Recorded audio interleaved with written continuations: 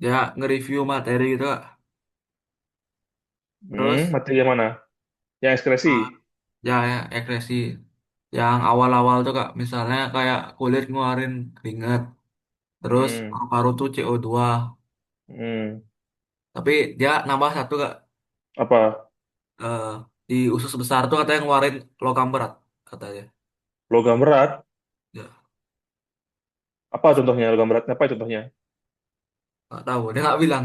Tapi itu Harusnya, apa? harusnya nanya. Kalau misalkan bisa gitu, nanya. Terus Pak, logam berat ini logam berat apa? Coba cari di nanti ini, coba cari di internet atau di AI ada nggak dia nyatakan logam berat? Karena kalau misalkan logam berat ya, kenapa kakak kayak kakak bilang ini tergantung sumber ya. Memang setelah KC ada beberapa sumber, mungkin sumber-sumber baru ya, yang mengatakan atau mengklaim bahwa usus besar itu termasuk sistem ekskresi. Ya, kalau kakak dulu belajar ya dengan kurikulum yang lama, mungkin nggak update ya karena sudah kurikulum lama. Prinsipnya jelas ya. Yang namanya sistem ekskresi itu dia melepaskan senyawa dari sistem atau dari proses metabolisme. Kalau dia bukan proses metabolisme, nggak termasuk atau tidak menjadi bagian dari proses metabolisme, dia bukan ekskresi. Ya, kalau kita mau bicara kasarnya, kalau kita mau bilang zat itu diekskresi atau sebuah sebuah zat itu dikeluar apa diekskresi ya dari sistem, itu dia harus keluar dari sel. Selnya pakai dulu tuh barang. Ya dipakai dulu zatnya untuk apapun ya tujuannya terserah pokoknya dipakai oleh selnya. Setelah selesai dipakai, dia menjadi produk samping ya atau produk sisa gitu ya limbah. Nah itu dikeluarkan dari selnya masuk ke dalam sistem sirkulasi keluar ya melalui organ ekskresi. Prinsipnya sederhana dan jelas gitu. Ya. Nah, logam berat ini satu pertanyaannya ya, apakah dia termasuk zat yang dipakai di metabolisme? Nah, itu yang katanya dulu satu itu. Kalau emang gurunya mengklaim begitu satu itu ya. Dua, contohnya bagaimana? Logam berat apa yang dimaksud? Karena banyak logam berat itu ada banyak. Ya, besi itu logam berat namanya. Ya, kemudian apalagi kalau yang umum ya, kalsium tuh kalau kalsium bukan ya logam cuman dia definisi logam berat enggak sih? Sebentar. Zinc, Zn itu logam berat. Ya, nah kayak katanya yang beliau maksud nih logam berat ini dipakai di metabolisme apa contohnya gitu loh. Kalau kemarin kan kita jelasin jelas ya, amonia itu terlibat di metabolisme apa, jelas ya protein. Kemudian urea juga protein, jelas tuh jalurnya ya. Asam urat itu dari mana? Oh dari urin gitu kan. Terus kreatinin dari mana? Dari otot. Jelas itu ya. Jadi emang dia itu adalah produk, emang asli produk samping. Dia dipakai oleh sel ya kan. Dia dilepaskan setelah selesai proses metabolismenya dan dia akan dikeluarkan dari tubuh karena dia limbah jelas gitu ya.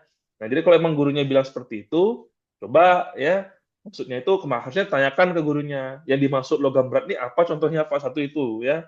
Kedua logam berat yang bapak sebutkan tadi itu ya itu diolah untuk metabolisme apa di sel yang mana. Nah, ya itu tuh logam yang mana yang dimaksud yang keluar lewat usus besar satu itu ya. Kedua adalah dia terlibat di metabolisme apa. Ya, ketiga, ini sebenarnya yang paling penting kalau kau bilang ya. Yang ketiganya adalah seberapa banyak, hmm, seberapa banyak ya si logam berat itu diekskresikan. Nah, ya kalau kita bilang cuma 0,0 sekian itu loh kecil banget jumlahnya, sangat kecil, ya tidak signifikan, pengaruhnya nggak banyak. Ya, karena kalau kita mau mengklaim atau kita mau bilang sesuatu itu istilahnya terlibat, organ itu terlibat, sel itu terlibat dalam proses ekskresi, ya, jumlah zat substansi yang dia keluarkan tuh harus signifikan.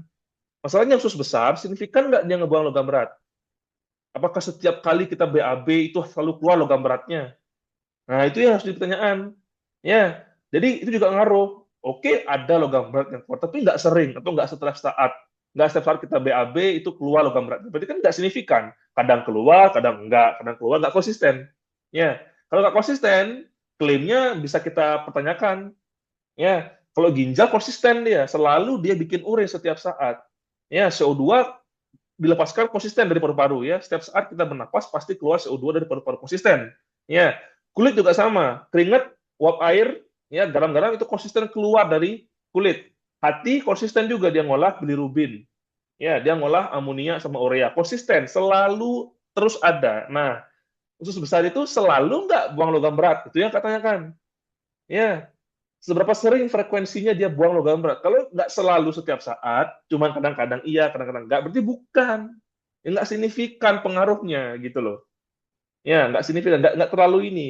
Istilahnya kalau dalam sains ya, itu bisa diabaikan istilahnya. Ya, kayak gitu. Makanya kenapa kakak masih tetap berpegang teguh dengan prinsip usus besar itu bukan organ ekskresi. Kalau kakak ya, tadi ya, karena tugasnya usus besar itu adalah untuk mengolah sisa pencernaan, bukan sisa metabolisme. Ya, sisa pencernaan yang diolah apa itu? Ya jadi feses, jadi itu tadi ya, yang dibuang. Itu bukan sisa metabolisme. Karena pencernaan tidak berlangsung di dalam sel, dia berlangsungnya di luar sel, di jalur organ sistem pencernaan. Dia nggak pernah masuk ke dalam sel, itu semua di luar itu. Ya, makanya kan dibilang organ pencernaan kita, sorry bukan organ, jalur pencernaan kita itu adalah jalur eksternal. Dia kontak dengan bagian-bagian luar lingkungan. Kenapa? Ya karena dia nggak masuk ke dalam sel. Makanya jalur pencernaan kita itu tidak steril. Nggak steril di dalam ya, lambung, ya, usus tuh nggak steril. Ya, mulut apalagi nggak steril. Karena dia kontak dengan luar. Kalau bagian dalam tubuh kita, bagian sel pasti steril. Kalau nggak steril, sudah bangke kita. Ya, sudah mati kita. Ya, kenapa? Kenapa penting? Ya, karena tadi itu. Ya, jadi itu ya, tiga hal itu yang harusnya dan nanti tadi tanyakan kemarin ke gurunya. Jadi belajar ya, karena kan sekarang sudah kelas 2 SMA, ya. Belajar berpikirnya lebih kritis. Nanti pas kuliah, itu akan sangat dibutuhkan. Jangan cuma percaya aja, atau nerima aja dari dosen, atau dari siapapun, ya. Pertanyakan itu benarnya, masuk akal nggak kira-kira klaimnya?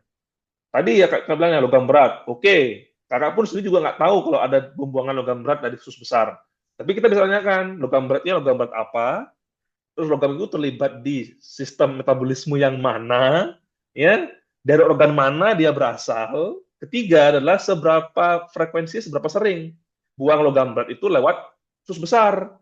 Kalau emang dia sering dan signifikan, oke, kita bisa anggap itu benar ekskresi. Kalau tidak, kadang iya, kadang enggak, bukan ekskresi berarti namanya nggak konsisten dia, gitu. Ya, sekarang kita masuk ke materi baru ya. Jadi kemarin kita recall sedikit ya. Kakak sekarang mau recall-recall dulu deh, recall dikit. Ya, kemarin pertemuan yang terakhir minggu lalu itu kakak sudah bahas. Pertama kita nge-recall atau nge-review tentang anatomi ginjal ya. Terus kakak juga sudah menjelaskan kededanan yang namanya struktur nefron. Ya, nah gurunya di sekolah udah bahas belum struktur nefron? Bagian-bagian nefron apa aja itu udah dibahas. Nggak dibahas sih Kak, cuma dia nyebutin Oh ya, yang ditulis tuh ya kan nyebutin ya tuh ada TKD, apa gitu kan ya. TK tuh aneh emang nulisnya. Ya kan itu disingkat. Tapi ya oke Ya, lah nggak masalah. Tapi nggak dibahas tuh. Maksudnya detailnya gimana per bagian tuh nggak dibahas. nggak. Gambarnya seperti apa, bentuknya seperti apa gitu nggak dibahas. Kita suruh gambar sendiri. Katanya nyari referensi di Google terus gambar sendiri. Gambar sendiri, ngapain gambar sendiri? Oh tinggal cari aja gambarnya di internet. Ngapain gambar? Enggak Gambar sih bisa gitu. butuh waktu berapa jam gitu, ngapain gambar? Langsung aja di internet. Oh ini gambarnya ini udah selesai gitu kan. Emang kita masuk sekolah seni? Enggak. Terus sekolah sains. Ya nggak perlu gambar-gambar gitu, kelamaan. Oke, eh gitu ya. Jadi berarti gurunya belum bahas bentuk sama fungsi detailnya ya. Oke lah, jadi kakak dapat gambaran sedikit. Oke, kita recall ya. Ginjal ya kanan, lapisannya dibagi tiga. Ayo, kalau pernah bahas kan ya? Apa aja? Ingat nggak? Cortex, medula sama pelvis. Oke, udah ingat sekarang ya. Kemarin kan lupa. Oke, korteks tuh bagian mananya? Bagian yang paling mananya? Paling luar cortex. Paling luar. Di bagian yang cembung apa yang cekung? Cembung. Yang cembung. Oke, fungsinya Fungsinya untuk menampung nefron. menampung nefron. Ya, oke, boleh. Oke, bisa, bisa, oke. Terus yang bagian kedua, medula. Lokasinya Di di di bawah cortex. di bawah korteks, oke, bagian tengah ya bilangnya ya, bagian tengah, tengah Di ginjal, tengah. medula, ya. Masih kan nggak apa aja komponen-komponen penting yang ada di dalam nefron? Sorry, dalam nefron, di dalam medula. yang paling sudah Kak bahas. Ada lobus ginjal, piramida Oke. ginjal, Hmm. sama kolom ginjal. Kolom ginjal. Oke, yang paling penting itu piramida ya. Kalau lobus ginjal sama kolom ginjal tuh nggak terlalu, itu cuma istilah aja, nggak terlalu penting lah. Yang paling kakak tekankan itu adalah fiturnya, fitur anatomi khas, ya. Gambarnya kalau misalkan kita lihat gambar ginjal ya, itu paling khas langsung kelihatan itu adalah namanya struktur piramida ginjal. Ya, kenapa dibilang piramida? Bentuknya emang kayak piramida ya, segitiga gitu. Cuman dia kebalik. Jadi bukan segitiga yang begini ya, tapi dia agak kebalik gini. Ya. Nah, itu mengandung struktur yang penting yang menghubungkan bagian korteks dengan medula. Namanya apa? Tubulus collectivus. Oke, bagus. Ya, itu udah belajar nih berarti ini ya. Oke, bagus. Nah, itu kan senang kayak gitu dananya. Kan senang. Jadi kan nggak perlu ngulang-ulang lagi dari awal. Jadi lebih cepat selesai materinya. Nah, bagus tuh. Ya, betul ya. Jadi, kalau kita melihat gambarnya medula ginjal, terutama di bagian piramida ginjal, akan terlihat seperti struktur garis-garis lurus.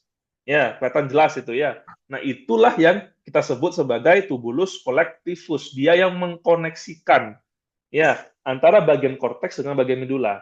Ya, kenapa perlu dikoneksikan? Karena nanti urin yang sudah dibentuk di area nefron di korteks nanti akan dialirkan, dikumpulkan, ya, dipindahkan dari korteks ke medula melalui tubulus collectivus.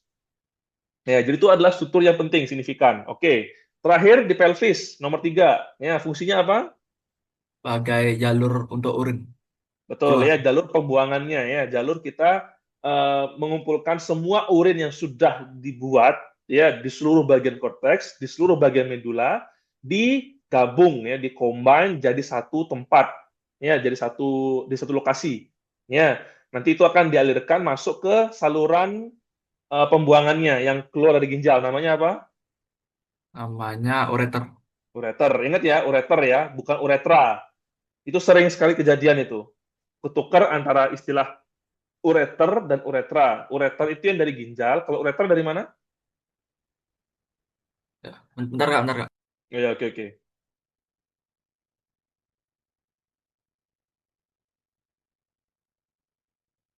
Eh, Tadi apa pertanyaannya kak?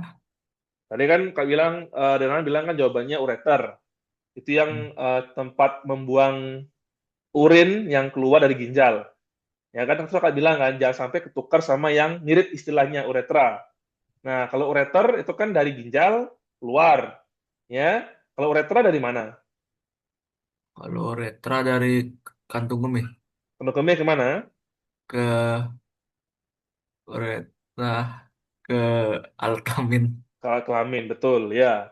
Bagus, oke gitu ya. Jadi urutannya adalah setelah nanti urinnya sudah dibuat di ginjal, ginjalnya akan kirim ke ureter, ya. Nanti dari ureter dihubungkan masuk, disimpan sementara di kandung kemih, sampai penuh kandung kemihnya, baru dia akan dikeluarkan lewat uretra. Nah, uretranya ini tersambung ya, terhubung dengan yang namanya alat kelamin. Gitu ya. Oke. Itu yang kemarin. Oke, terus kakak juga udah bahas tentang struktur nefron. Nah, ini. Ya, itu kan banyak tuh bagian-bagiannya. Nah, coba Denan sebutkan ke kakak apa aja bagian-bagiannya nefron. Ini Oh, kan sudah ya tadi ya. Nah, bagian-bagian nefron. Dari urut ya, ingat kakak udah bilang sebenarnya yang ngafalinnya atau mengingatnya itu urut. Jangan dibolak-balik. Ya, karena urutannya nanti akan sesuai dengan proses pembuatan urinnya.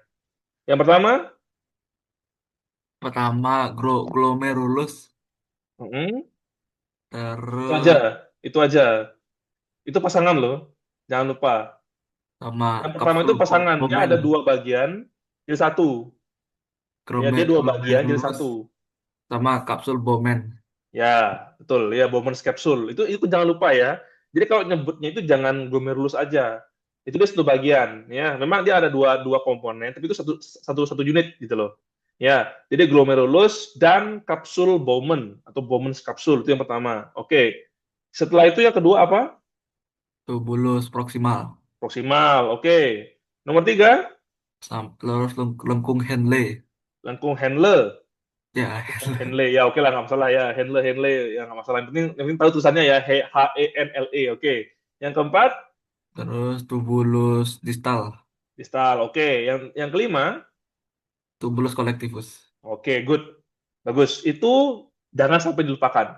Ya, urutannya itu selalu seperti itu ya. Di semua nefron pasti startingnya adalah glomerulus dan capsula Bowman, terus tubulus proximal, lengkung Henle, tubulus distal, dan tubulus collectivus. Dan semuanya sama. Ya, di semua nefron berlaku seperti itu. Nah, kenapa diberi nama nefron kortikal? Satu, betul tadi ya, lengkung Henle-nya itu pendek. Ya, kedua adalah lokasinya. Seluruh bagian nefronnya dari mulai glomerulus, capsula Bowman, ya, sampai ke tubulus distal itu semuanya itu terdapat atau tersimpan di dalam area korteks. Ya, hanya tubulus collectifusnya aja yang panjang. Ya kan namanya tubulus collectifus emang dia ke bawah kan ya, emang dia ke medula kan, jadi dia pasti panjang. Nah, yang lainnya selain tubulus collectifus ya, dari mulai glomerulus, capsula Bowman sampai tubulus distal, semua itu adanya di korteks. Makanya dibilang nefronnya nefron kortikal kan, korteks kortikal gitu. Jadi dia ngambil dari kata korteksnya, kortikal ya. Nah, yang nomor dua ini agak susah karena emang namanya unik, nggak bisa dilogikain gitu loh. Jadi memang harus diingat namanya. Namanya adalah nefron juxtamedular. Juxtamedular. Ya, emang nggak susah namanya ya. Nah, nefron ini unik. Kenapa? Karena tidak hanya lokasinya tuh tidak hanya di korteks. Ya, ada sebagian yang masuk ke medula. Nah, bagian apa yang masuk medula? Bagian lengkung Henle-nya. Jadi dia lebih panjang. Ya, kalau dibandingkan sama yang nefrokortikal. Nah, lengkung Henle inilah yang memanjang sampai ke bagian medula. Nah, nanti itu akan menghasilkan urin yang berbeda. Ya, antara nefron kortikal dengan nefron juxtamedular itu nanti akan menghasilkan output urin yang berbeda. Ya, kemarin sudah kasih sedikit petunjuknya, sedikit ininya, bocorannya. Apa bedanya kualitas urin yang dihasilkan oleh nefron kortikal dibandingkan dengan nefron juxtamedular? Ingat nggak? Terakhir tuh, sebelum kakak tutup lesnya, kakak sempat jelasin itu. Kakak ingat banget soalnya. Kekentalannya, kekentalan. Betul, ya, betul ya. Yang mana yang lebih kental? Ya, tak tahu.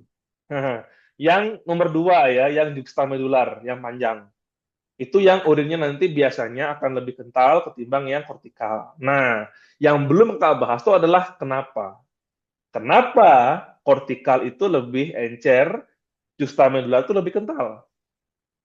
Tahu nggak kira-kira jawabannya? Sebenarnya bisa dibahas pakai logika sebenarnya. Sebenarnya ya, cuman ya oke lah. Kakak mau tahu dulu dan kalau kita logikain deh, nggak usah kita belajar sistem biologinya dulu, logika aja. Ya, sebenarnya Ah, itu juga masuk logika kenapa sistem pencernaan kita itu seperti ini. Itu tidak ada hubungannya sebenarnya. Karena prinsip logikanya sama. Ya, kenapa kira-kira nefron kortikal itu lebih encer ketimbang nefron juxtamedular? karena eh, jalurnya lebih panjang. Nah, betul. Itu kuncinya. Ya, itu kuncinya betul. Jadi kenapa nefron juxtamedular itu dia bisa memproses urin yang kental? Karena urin yang diproses lewat juxtamedular itu butuh waktu lebih lama. Ya, kenapa lebih lama? Karena jalurnya lebih panjang. Ya, jadi proses pengolahannya itu akan lebih lama, akan lebih kompleks, akan lebih detail gitu ketimbang yang kortikal. Makanya hasil outputnya cenderung dia lebih kental. Ya. Nah, kok bisa lebih kental? Nanti dalam belajar sekarang biologinya. Ya, berarti ada sesuatu yang penting yang terjadi di bagian lengkung Henle itu. Ya, yang membuat kenapa urin yang dihasilkan di bagian apa dengan tipe juxtamedular itu lebih kental ketimbang yang kortikal. Itu. Tapi itu basically betul. Ya. Nah, tadi kan bilang kan ya, ada hubungan dengan pencernaan. Nah, itulah juga kenapa sistem pencernaan kita itu dibikin panjang di dalam. Ya, kakak pernah bahas kan ya, usus halus kita itu panjang banget kan. Nah, kenapa dibuat panjang seperti itu? Kenapa nggak pendek aja? Jawabannya adalah durasinya. Ya, kalau terlalu pendek saluran pencernaannya, durasi si makanan kena terpapar dengan enzim di usus itu lebih singkat. Kalau lebih singkat, gimana dampaknya? Ya pencernaannya nggak akan selesai. Belum selesai pencernaan, sudah habis jalurnya. Istilahnya gitu kan ya, jalur treknya udah habis duluan. Ya, belum sempat enzimnya itu menuntaskan seluruh pencernaannya, keburu habis jalurnya. Ya, karena pendek. Ya, makanya sistem pencernaan yang efisien itu adalah sistem pencernaan yang jalurnya panjang. Itu yang terjadi pada manusia. Manusia berevolusi gitu ya. Kalau teori biologi ya, dari mulai nenek moyang kita yang mirip seperti kera gitu ya. Bukan kera ya, mirip seperti kera. Nah, itu banyak salah kaprah. Ya, mirip seperti kera atau monyet gitulah bilangnya. Sampai sekarang jadi manusia, itu ya itu adalah proses evolusi panjang, termasuk evolusi pada sistem pencernaan kita makin efisien, ya makin panjang dia. Itu. Ya, oke good ya. Jadi itu dasar logikanya, ya. Jadi yang membuat dia berbeda itu adalah karena panjang jalurnya, ya. Oke, ini sudah Kak jelaskan kemarin ya. Jadi ini, nah Renan jangan lupa, jangan cuma menghafal namanya, ingat juga strukturnya, bentuknya, ya. Seperti yang Kak bilang ya, di biologi itu kita belajar tiga hal. Pertama, kita belajar namanya. Kedua, kita belajar fungsinya apa. Ketiga, kita tahu bentuknya gimana. Ya, tiga hal itu yang harus ingat. Ya, percuma kalau Denan tahu namanya, tapi nggak tahu yang mana nih gambarnya nih. Nanti kasih gambar nih. Yang mana tuh bulus distal gitu. Yang mana ya? Nggak tahu gitu kan, karena nggak tahu gambarnya. Makanya kan nanya kan tadi kemarin sama Denan kan, gurunya ngasih PPT nggak? Ada gambarnya nggak? Ya, percuma kita belajar nama-namanya panjang-panjang lebar, tapi nggak tahu gambarnya yang mana, bentuknya ini yang mana yang dimaksud. Ya, jadi ingat ya, makanya Kak bilang selalu baca teksnya, pahami namanya, pahami fungsinya, dan cek gambarnya. Bentuknya itu seperti apa. Ya, nah sekarang kita tekankan bentuknya ya. Kalau kita bicara glomerulus dan juga kapsula Bowman, lihat, dia pasti bentuknya seperti ini. Bulat, ya. Ada bulat kumpulan seperti apa sih, kayak semacam selang gitu ya, yang bergulung-gulung gitu ya, membentuk lingkaran, membentuk bola. Ya, nanti itu dibungkus ya, bola ini adalah glomerulusnya dibungkus sama kapsul Bowman. Bentuknya seperti itu selalu. Ya, di mana-mana ya di semua nefron, mau itu nefronnya kortikal atau nefronnya justamedular, semuanya pasti seperti ini. Terus setelah itu ada keluar jalur nih ya, jalur yang berkelok-kelok ini. Nah, ini pasti adalah tubulus proksimal. Ya, kalau pokoknya setelah glomerulus kapsula Bowman ada jalur keluar gitu ya, jalur jalur jalur ke bawah gini ya, jalur keluar yang berkelok-kelok, itu pasti tubulus proksimal. Kak, Ya.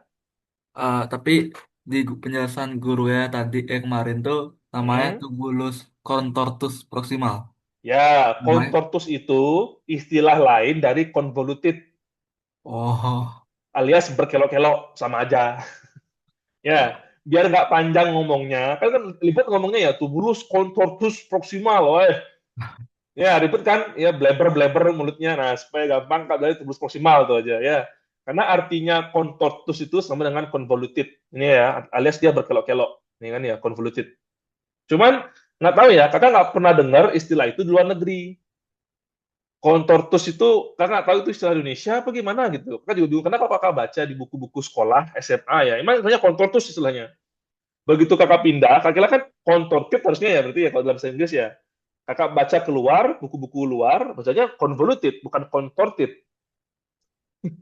Jadi kan yang bener gimana ya? Kakak nggak tahu lah. Mungkin dulunya istilahnya contorted ya.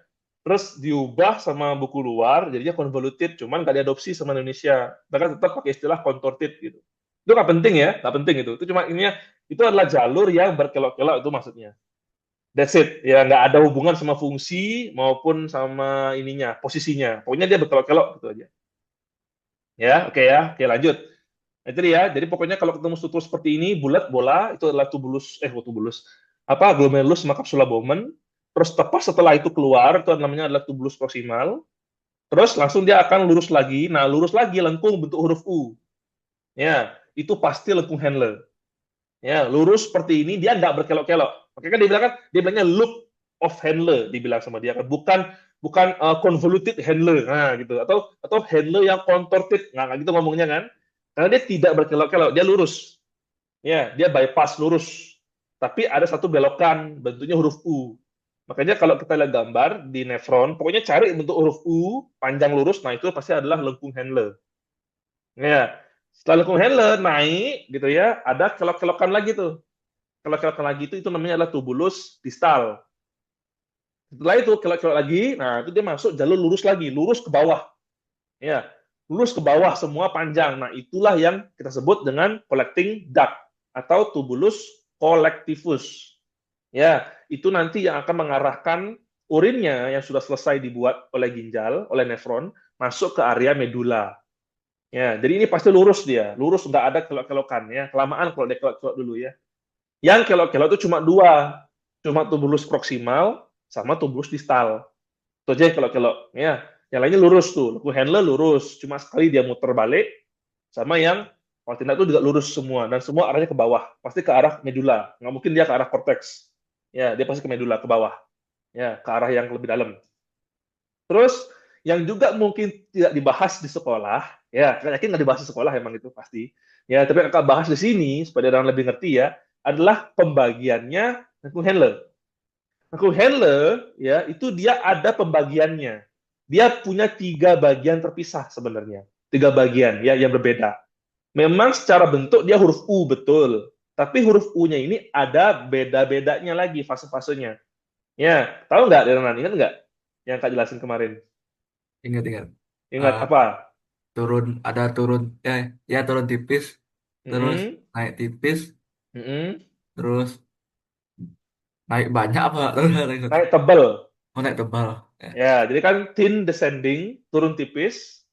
Ya, thin ascending, naik tipis. Sama thick, ya bukan thin ya, thick ascending, naik tebal. Ya, kok bisa naik turun gini Kak? Nah, lihat bentuknya ya. Lihat jalurnya langsung handle ini. Kan dia pasti bentuknya huruf U. Jadi kan turun dulu kan, turun dulu, terus dia lengkung balik naik. Pasti begitu ya. Dia turun dulu pasti. Nggak mungkin dia naik dulu baru turun. Nggak. Turun dulu, baru naik. Kayak urut dia. Nah, jalur yang turun itu, dia thin semua. Nggak ada yang thick. Thin semua. Tipis semua. Yang turun. Ya, jadi makanya namanya adalah thin ascending. Descending, sorry. Nah, ini. Namanya thin descending ini ya. Turun tipis. Kalau yang ini masih bagiannya tubulus proksimal ini. Ya, ini masih proksimal. Ya, dari sini. Pokoknya kalau yang turun pertama kali aku handle yang tipis, ya, di descending, terus dia belok kan, belok naik. Nah, naiknya ini pertama-tama dia tipis dulu, sama kayak yang descendingnya. Namanya ascending ya, thin ascending naik. Ascending itu artinya naik dalam bahasa Inggris. Kalau descending artinya turun. Nah, setelah naik beberapa saat, berubah dia awalnya tipis jadi tebal, thick ascending gitu. Nah, kenapa kok ada bentuk yang thin, ada yang thick seperti ini? Ya, emang ini sebenarnya nggak dibahas di SMA. Ya, emang nggak dibahas sejauh itu ya. Cuma kita jelasin juga nanti di belakangnya. Kenapa thin dan thick ini penting? Ya, ini struktur yang vital, sangat vital. Ya, nanti ini juga akan mempengaruhi kekentalan dari urinnya, soalnya gitu ya. Jadi ini penting, itu penting. Makanya sampai dibahas ya kalau di buku-buku yang level lebih tinggi itu pasti dibahas banget. Kenapa dia thin, kenapa dia thick gitu. Itu ada fungsinya, ada hubungannya. Ya. Oke. Terus kemudian, nah ini ya yang sudah Kak bilang kebenaran ya. Yang namanya tubulus collectivus itu dia mengumpulkan, dia terhubung dengan lebih dari satu nefron. Ya, dia sharing sebanyak 6 sampai 8 nefron. Ya, di gambar ini cuma ada dua, cuma ilustrasi aja ya, contoh aja bagaimana satu jalur tubulus collectivus itu bisa dikoneksikan dengan beberapa nefron. Di aslinya, di kondisi aslinya di ginjal kita itu bisa sampai 8 nefron. Jadi ada 8 nefron yang berdekatan ya, itu akan terhubung ke satu jalur tubulus collectivus ke arah medula ke bawah gitu. Ya. Jadi ini makanya kenapa dibilang istilahnya adalah tubulus collectivus ya, collecting. Collecting dalam bahasa Inggris artinya apa? Mengumpulkan, ya, menghimpun. Nah, gitu ya. Jadi dia menghimpun, mengumpulkan urin-urin dari nefron-nefron yang berbeda, digabung jadi satu, dialirkan masuk ke medula, gitu maksudnya. Ya, itu bukan dibilang dia adalah collecting duct atau pengumpulan, ya, mengumpulkan urin, gitu ya. Ya, ini yang kalau nggak salah terakhir kakak bahas sama Dedanan sebelum kakak tutup lesnya. Bener nggak? Harusnya iya. Ya. Ya. Nah, yang kemarin Sama kakak lupa. Ya, kenapa? Mau nanya. eh, terakhir itu jenis-jenis Mm-mm. nefron Oh, bukan ini ya. Oh, ini ya. ya. Ya, benar-benar ya ini ya. Nah, ini ya. Ini terakhir ya. Ya, oke, oke, oke.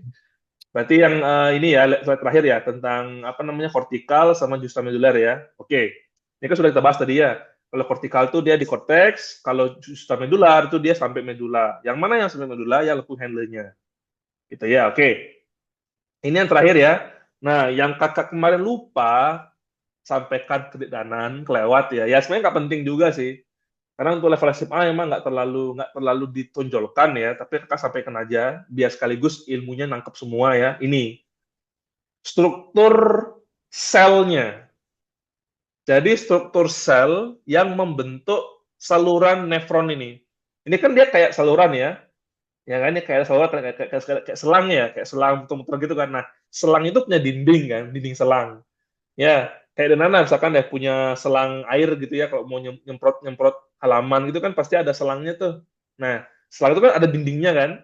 Nah, dindingnya kalau selang di nefron ini dindingnya itu terbuat dari sel. Ya. Nah, masing-masing bagian saluran itu selnya beda-beda. Bentuknya beda, strukturnya beda, cara kerjanya juga agak beda. Nah, ini sedikit kakak tambahkan aja ya. Memang ini nggak dibahas sedetail ini ya oleh SMA, tapi kakak sampaikan sedikit. Ya, biar kalian tahu gambarannya. Ya, jadi meskipun kalau kita lihat gambar, strukturnya mirip ya antara glomerulus, capsula Bowman, tubulus proximal, tubulus distal, collectifus sama tuh dia ya. Tapi kalau kita zoom in, kita lihat lebih detail, ternyata susunan sel di dinding setiap saluran tadi itu beda-beda strukturnya. Ya, di sini kakak mau highlight, kakak mau tekankan ada dua struktur sel yang unik. Ya, yang kakak rasa cukup relevan ya untuk level SMA. Kalau semua kita bahas terlalu jauh, terlalu lama ya, itu juga levelnya lebih tinggi. Nah, kakak cuma point out, cuma highlight yang dua hal aja. Dua struktur yang kakak rasa penting untuk level SMA. Ya. Nah, BTW, nama selnya adalah sel epitel ya. Sel epitel nefron. Itu adalah sel yang menyusun dinding saluran atau dinding tubulus nefron. Ya ingat ya, tubulus itu artinya saluran. Ya, jadi semuanya dari mulai kapsula Bowman sampai ke bagian collecting duct atau tubulus collectivus itu semuanya terbuat dari sel-sel epitel. Ya, di bagian dinding tubulusnya, di dinding salurannya. Ya. Nah, ada banyak bentuk, ada banyak modifikasi. Yang penting, yang kakak rasa cukup penting, itu ada dua. Vital soalnya. Yang pertama adalah di bagian tubulus proksimal. Ya, di tubulus proksimal, sel-sel dindingnya, sel-sel epitelnya itu, dia punya bulu sikat. Struktur seperti bulu sikat nih gambarnya. Ya, atau brush border dalam bahasa Inggris ya, bulu sikat. Saya yakin dan familiar sama ini. Ya, ini enggak di mana kita bisa menemukan struktur yang mirip seperti ini. Ini enggak di mana? Eh, Seperti bulu sikat. Ini enggak di di mana? di tenggorokan. Bukan, itu silia, itu bulu, kayak rambut. Ini kan bukan rambut. Ini kayak bukan emang sih namanya bulu sikat ya, tapi dia bukan bukan silia. Kalau silia ini bedanya ya. Kalau silia yang ada di tenggorokan, dia getar. Dia bolak-balik gerak bolak-balik begini. Kayak emang kayak rambut, literally emang rambut itu. Dia getar. Ya. Nah, kenapa dia getar gini? Supaya bisa nangkep partikel debu. Ya, makanya kenapa di trakea, di bronkus itu dia pakai modifikasinya berupa silia yang memang getar, memang gerak dia. Ya, apa ya melambai-lambai gini loh. Kayak rumput bergoyang, nah gitulah. Ya, melambai-lambai. Itu untuk menangkap partikel. Kalau yang namanya bus border ini, dia penjuluran. Ya, penjuluran atau istilahnya extension dari sitoplasma selnya. Dia nggak ada gini-gini tuh, nggak ada. Dia nggak ada gerakan goyang-goyang begini. Dia cuma julur aja. Ya, contoh misalkan gini ya, kakak punya sikat, sikat, kakak punya sisir, ntar. Sisir, ini nih, kakak punya sisir. Nah ini, kayak gini dia bentuknya. Sisir kayak gini aja, mana sih gambarnya? Nah ini nih, sisir. Kayak gini aja dia. Ya, jadi dia bukan goyang-goyang. Pernah nggak lihat sisir goyang-goyang gininya? Nggak pernah kan? Ya tekak dia kan ya. Dia keras gini kan. Nah, itulah namanya brush border dibilang. Itu bedanya ya. Jadi kalau silia yang kita bahas di tenggorokan atau di bronkus gitu ya, itu dia getar. Dia bolak-balik gini. Cuing, cuing, cuing, cuing, gitu ya. Kenapa seperti itu? Untuk menangkap partikel debu. Kalau brush border yang dibahas di sini, itu dia tekak, alias dia kaku gitu. Dia adalah penjuluran sitoplasma. Dia nggak goyang-goyang gitu. Ya. Nah, kenapa struktur ini penting? Satu itu. Kedua, pernah nggak yang kakak pernah aku bahas? Ada struktur yang serupa yang sama yang pernah kita bahas di pertemuan-pertemuan sebelumnya. ada di organ lain. Ingat nggak apa itu? Nah, ini penting karena sifatnya sama, cara kerjanya sama persis. Ingat nggak? Ayo, masa nggak lupa? Ayo, ingat kakak berkali-kali kakak kasih gambarnya itu. Ini dia tanah, ingat nih, ini namanya brush border, bulu sikat. Penting untuk something gitu. Ayo, ayo, masa nggak lupa? Masa lupa? Itu baru beberapa bab yang lalu loh itu kakak jelasin. Ayo, ingat nggak? Fungsinya, bentuknya sama, persis sama. Eh, Apa? Nggak tahu. Coba buka bab pencernaan, cek lapisan usus halus. Kita cek ya, kita cek. Kita cek. Sama nggak bentuknya? Coba kita lihat. Sama nggak bentuknya? Bentar. Kita cek, kita cek, kita cek. Nah ini ya, kayak Kak bilang ya, pelajaran yang sebelumnya jangan dilupakan. Ada hubungannya. Namanya anatomi fisiologi manusia, semua struktur itu pasti dia berulang. Kadang di sini ada, nanti lain organ, ada lagi kayak gitu bentuknya, gitu. Lihat ini. Apakah sama bentuknya? Bentar. Nah, sama nggak bentuknya? Sama nggak bentuknya? Lihat. Sama, Nah, sama sama. nggak bentuknya? Ya, sama nggak bentuknya? Sebentar, kakak kasih gambar lain mungkin yang lebih detail. Sebentar. Oh, nggak ada lagi gambarnya ya. Nah, ini nih. Nah, ini nih. Sama nggak bentuknya? Sama. Ya, kalau di pencernaan, kita kasih nama dia villi kan? Villi, ya, penjuluran sitoplasma dari sel-sel yang ada di permukaannya usus halus. Untuk apa? Ingat nggak untuk apa ini? Kenapa dia seperti ini bentuknya? Ingat nggak? Untuk eh, biar penyaringan makanannya lebih untuk memperluas luas permukaan agak. Berarti fungsinya pun juga sama di ginjal. Ya, kenapa sel-sel di bagian tubulus proksimal itu bentuknya sama kayak gini? Sama alasannya. Untuk memperluas area penyerapan. Ya, area apa? Area luas areanya. Ya, kenapa penting? Nanti terkait dengan caranya mereka bikin urin. Sama kayak caranya mereka ngolah makanan mirip-mirip lah, mirip-mirip. Ya, makanya struktur kuncinya juga mirip. Ya, jadi kenapa kakak bawa ini? Kenapa kakak bahas ini? Karena strukturnya mirip. Ya, antara yang dipilih usus halus, ya sama kan ya ini kan ya bentuknya ya ini kan kayak ada bulu sikat ya. Nih, coba kakak zoom ini nih. Tuh, ya kan? Kayak bulu sikat ya kan? Nah, kayak kita punya sikat ini loh. Apa sih? Sisir, kayak sisir ini loh. Ya kan? Sama bentuknya kan? Nah, coba lihat sekarang bagiannya ini kan di usus. Kita kembali ke yang apa? Yang ginjal. Coba lihat. Sama kan? Tuh, sama kan? Ya, sama. Nah, jadi bedanya ya, kalau melihat struktur seperti ini, bedanya dengan silia adalah kalau silia dia punya gerakan, dia bergerak. Kalau ini tidak bergerak, ya dia tekek, kaku. Ya, bentuknya mirip kayak rambut, tapi fungsinya beda. Kalau silia tadi ya, seperti yang saya jelaskan di bagian pernapasan, itu satu untuk menangkap partikel halus, ya untuk penyaringan dengan udara. Ya, emang dia harus bergerak kan untuk nangkep partikelnya. Kalau ini enggak, ya, dia berfungsi untuk memperluas area atau bidang penyerapan. Ya, jadi ada penyerapan di situ. Ya, penyerapan seperti yang terjadi pada usus halus, itu juga terjadi di ginjal, di bagian nefron, terutama di tubulus proksimal. Nanti kita bahas di belakang, itu ada kaitannya dengan proses pembentukan urin. Ya, iya, itu yang pertama. Jadi struktur ini khas. Ini cuma ada di tubulus proksimal. Ya, coba lihat. Di bagian lain nggak ada bentuk seperti ini. Ya, kelihatan ya. Nih, di bagian tubulus distal biasa aja kan ya. Ada tapi dikit. Ya, di bagian Kuhnle yang tebal dan tipis juga ada tapi nggak banyak ya, nggak terlalu menonjol. Ya, di bagian yang tubulus kolektivus juga sama tuh, nggak ada tapi nggak banyak gitu ya, nggak terlalu banyak. Coba lihat yang ini, sangat rapi kan, sangat terstruktur, sangat kelihatan jelas mencolok gitu strukturnya. Ya, jadi perlu diingat di tubulus proksimal itu ya tingkat perluasan areanya itu jauh lebih besar timbang di tubulus-tubulus lainnya. Ya, nanti itu akan berkaitan dengan cara kerjanya tubulus proksimal. Nanti akan bahas di belakang. Ya, satu itu. Ya, yang kedua, struktur kedua yang mesti dan pertimbangan ya untuk diingat adalah yang ini. Di bagian tubulus kolektivus di sini. Di sini yang kerja itu bukan cuma satu sel, tapi dua sel. Ya, jadi dindingnya tubulus clavicus itu dia kombinasi dari dua sel.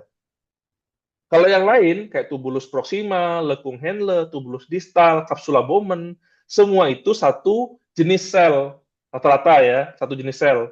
Kalau yang di sini dia dua sel. Ada namanya sel principal atau sel light sama sel intercalated atau sel black. Oh sorry, sel dark, dark cell. Jadi light cell dan dark cell. Ya ini. Kenapa dibilang light cell? Dia lebih terang. Ya, dark cell lebih gelap. Gitu aja. Ya, itu hanya ada di tubulus collectivus, tidak ada di bagian nefron yang lain. Nah, kenapa dibikin dua selnya? Nanti juga terkait dengan cara kerjanya tubulus collectivus yang berbeda dari tubulus-tubulus yang lain. Ya, nah ini yang Kak maksud ya danannya. Jadi jelaskan juga bagian-bagian tubulus ini, meskipun digambar terlihat sama, ternyata kalau kita zoom in, kita bahas lebih detail, setiap tubulus itu, setiap segmennya itu punya fungsi, punya bentuk, keunikan, ciri khas masing-masing. Ya, kayak lengkung Henle tadi kan, hanya lengkung Henle yang berbeda ketebalannya. Coba lihat, ya kan? Bagian yang turunnya, ya, nih ya, bagian turunnya ini kan tipis, kelihatan tuh, ya kan, thin descending, turun tipis, ya kan, tipis dia. Bagiannya naiknya tebel, ada yang tipis, ada yang tebel. Nah, gitu. Cuma ada di lengkung Henle aja kayak gitu ya. Kalau di tubulus proximal, tubulus distal, collectivus, tebalnya sama. Ya, dari mulai bagian awal sampai akhir tuh tebalnya sama. Hanya di lengkung Henle yang tebalnya bervariasi. Ya, itu juga penting sebenarnya ya. Ya, di proximal, dinding selnya, apa sel epitelnya itu punya banyak penjuluran seperti sikat. Ya, hanya di tubulus proximal. Terus di tubulus collectivus, ya, ada dua sel di situ ya, sel terang atau light cell sama sel gelap atau dark cell. Ya, nah, itu beberapa poin penting yang akan rasa perlu Dedanan tahu supaya nanti pas kita bahas cara kerjanya mereka, Dedanan nggak akan bingung, kebayang gitu ya. Oh iya, fungsinya mereka terkait dengan strukturnya. Kenapa harus ada dua sel? Kenapa dia harus punya bentuk seperti sisir ini? Ya, kenapa dia harus tebal tipis? Itu semua nanti akan berkaitan dengan fungsinya di belakang nanti. Ya, ini yang kakak kemarin lupa jelasin, karena kan sudah mau tutup jamnya ya. Jadi kakak skip aja deh bahas hari ini. Gitu. Oke, ini ya. Jadi ini perlu dipahami. Ada yang mau tanyakan nggak untuk struktur selnya? Ada, nggak. Cukup jelas ya. Oke. Sekarang kita masuk ke bagian pembahasan berikutnya. Ntar kakak balikin dulu sisirnya kakak, biar kakak nggak lupa. Oke, lanjut. Nah, sekarang kita bahas, nah ini, sebelum kita membahas, kita mempelajari lebih lanjut tentang cara kerja nefron, tentang bagaimana cara kerjanya nefron itu membentuk urin, ya, mungkin kalian sudah belajar ya, karena Kak cek kemarin di fotonya itu ada bahas sama gurunya ya, 3 tahapan bikin urin. Apa aja inget? Filtrasi, Hmm. terus reabsorpsi sama augmentasi. Oke, nah udah tahu ya, udah tahu ya. Cuman kan mungkin gurunya nggak bahas detail. Pas filtrasi itu apa yang terjadi, reabsorpsi itu apa yang terjadi, augmentasi apa yang terjadi belum bahas ya. Tapi udah tahu yang namanya ya. Nah, nanti kita bahas itu belakang. Sekarang ya kakak mau tekankan dulu supaya nanam paham konsepnya adalah ini. Kembali ke darah lagi. Ya, kembali sedikit aja ke darah lagi. Karena ingat ya, prinsipnya apa? Kenapa lagi-lagi darah? Kan ingat ya, Kak pernah bilang dari awal ya, ginjal kita itu tugasnya apa? Membersihkan darah. Ya, kenapa dibersihkan? Karena darahnya membawa zat sisa metabolisme dari seluruh tubuh, ya kan? Maka kita harus mengerti bagaimana caranya nefron itu bisa berkaitan ya dengan darah. Bagaimana struktur nefron itu bisa nyambung sama darah. Ingat itu dua hal berbeda ya. Nefron itu kan bikin urin, darah bawa darah, ya kan? Dua hal yang berbeda. Gimana cara menyambungkan strukturnya supaya nefron ini bisa menyaring darah? Ya, ini yang kakak mau tekankan ke Dedanan, supaya Dedanan tahu cara kerjanya. Kita bahas ya. Oke. Nah ini ya, karena nefron adalah unit penyaring darah, ya, dan pembentuk urin, maka struktur nefron akan dan harus terhubung langsung dengan percabangan pembuluh kapiler dari arteri renalis dan juga vena renalis. Karena pernah bilang ya, arteri renalis pas dia masuk ke ginjal dia akan bercabang kan.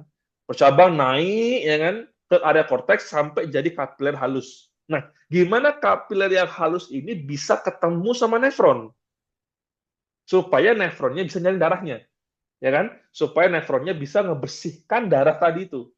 Nah, ini yang kamu tekankan di bagian ini. Ya, gimana struktur nefron dan darah itu bisa terhubung, terkoneksi. Nah, kita bahas. Nah, arteri renalis membawa darah yang akan disaring dari jantung, tadi kan ya, sama ya ingat ya, kakak bilangin ya, dari jantung menuju ke nefron ginjal. Jantung, aorta, ya kan ya, arteri renalis masuk ke ginjal, gitu ya. Ya, di ginjal bercabang, nah itu ya. Makanya arteri renalis ini adalah darah yang kotor. Dia membawa darah yang kotor ya, dari jantung masuk ke ginjal. Nah, jalur arteri yang dilalui darah dari jantung hingga ke nefron secara berurutan adalah sebagai berikut. Sekarang kalian lihat percabangannya sejauh mana. 11 jalur percabangan dari jantung sampai masuk ke dalam ginjal. Tenang, tenang. Ini nggak perlu dihafal. Ini nggak perlu dihafal, ya nggak bakal keluar di ujian juga. Kakak cuma mau dan nanti paham gambarannya. Ya, lihat ini, jantung, aorta, arteri renalis, arteri segmental ini semua bercabang masuk sampai ke dalam ginjal. Nah, gimana jalurnya? Kakak kebetulan punya animasi. Ya, biar Anda bisa bayangkan. Sebentar ya, kakak kasih animasinya. Di sini ada, ini sini ada animasinya. Cuman ini kan ya gambar ya jalannya. Nah, cuman karena di sini nggak bisa dikontrol, kakak kasih deh ininya. Bukain aja ininya websitenya. Ntar ya. Itu ada animasinya. Bagaimana darah dari jantung itu bisa masuk sampai menuju korteks ginjal. Ya, bagaimana hubungannya? Nah, ini kakak ini kan kakak carikan sebentar. Sabar ya. Nah ini ya, ini bagus nih ya dan ya websitenya ya. Di sini ada banyak animasi-animasi bagus. Jujur kakak telat ya nemu ini ya. Kakak telat nemu ini, harusnya kakak temukan ini dari awal. Ternyata di sini ada banyak animasi-animasi tentang pernapasan ya, tentang nanti oh, ini kan ya tentang pernapasan, tentang jantung. Ada banyak banget di sini animasi. Jadi bisa bayangkan gerakannya gitu loh. Nggak cuma gambar tok, tapi gerakannya juga. Nah ini ya animasi ya. Nah, kita masuk ke animasi yang ginjal. Nah ini sistem urinarier. Nah ini blood flow-nya. Ini bagus banget nih, sumpah animasinya. Keren banget animasinya. Nah, ini ya, animated GIF version. Ini yang controversial. Oke, ini ya. Nah, kita masuk dari sini. Nah, ini ya. Ini adalah arteri renalis. Ya. Oh, sorry, ini adalah aorta. Sorry, ini adalah aorta. Yang di sini adalah arteri renalis ya, masuk ke dalam ginjal. Nah, sekarang kita lihat bagaimana gambarannya ya. Coba ya, kakak play dulu. Nah, ini darahnya ya. Nah, itu ya. Oh, sebentar, sebentar. Kok nggak mau di-pause dia? Loh, sebentar. Kok nggak mau di-pause dia? Sebentar, sebentar. Kok mau di-pause dia? Kok nggak mau di-pause? Bentar, bentar, bentar. Ya, sama aja dong kalau gitu. Ya elah. Ya udah oke lah, nggak apa. Perhatikan titiknya ini Danan ya. Titiknya ini adalah darahnya. Ya, lihat bagaimana dia ngalir. Ya, sebentar. Kak mulai ya. Next. Jalan. Nah, aorta ya, aorta. Seret, jalan lagi. Nah, masuk ke arteri renalis. Ya, ini sudah masuk ginjal ya. Jalan lagi. Nah, masuk naik ya kan. Masuk ke sini. Namanya arteri segmental. Ini nggak perlu dihafalin ya. Nggak perlu dihafalin. Masuk. Nah, ini sudah masuk ke area ini ya, pelvis ya. Ini pelvis. Naik ke medula. Nah, ya. Naik lagi. Nah. Nah, udah sampai sini ya. Terus dia pindah ke sini. Nah, ini ya. Ini kan tadi kan namanya, bentar. Tadi kan namanya, bentar ya. Ini masuk sini, darahnya ya. Masuk, masuk, masuk. Arteri arcuata namanya ya. Nah, sekarang kita pindah ke sini. Sama. Ini ya, ini ada ala arteri arcuata. Lihat. Ini nefron ya, ini nefron nih. Kelihatan ya? Masuk, lihat. Naik, terus naik, nah, terus masuk kemana tuh? Glomerulus. Ya, jadi Dedanan, darah dari arteri itu Pas dia dikirim oleh jantung masuk ke ginjal, tujuannya adalah glomerulus. Ya, itu tujuannya. Berarti struktur yang menggabungkan atau mengkoneksikan antara darah dengan nefron itu adalah glomerulus. Ya, kalau ulangin ya jalurnya ya. Nih, dari awal nih, ini aorta. Masuk kan aorta, masuk ke arteri renal, naik lagi terus, ya bercabang ya. Bercabang lagi, masuk lagi. Nah, sampai sini, di sini dia, ya kan, dari awal. Sorry. Nah, ini ya. Nah, terus keluar. Nah, ini arterinya ya. Nah, terus muter. Nah, masuk vena. Ya, vena keluar, selesai. Nah, gitu ya. Gitu ya. Jadi dari sini tadi kan ya, dari ini kan ya masuk, nih kalau angin ya, masuk sini aorta, masuk arteri renal, naik arteri segmental ya, naik lagi ke sana bercabang, masuk lagi bercabang, nah pindah ke sini. Nah ini ya, sama ya, arteri arcuata yang terakhir ya, sama di sini, masuk lagi, lihat tuh. Nah, tuh masuk ke sana, masuk ke arteri aferen, arteriol, nah masuk ke glomerulus.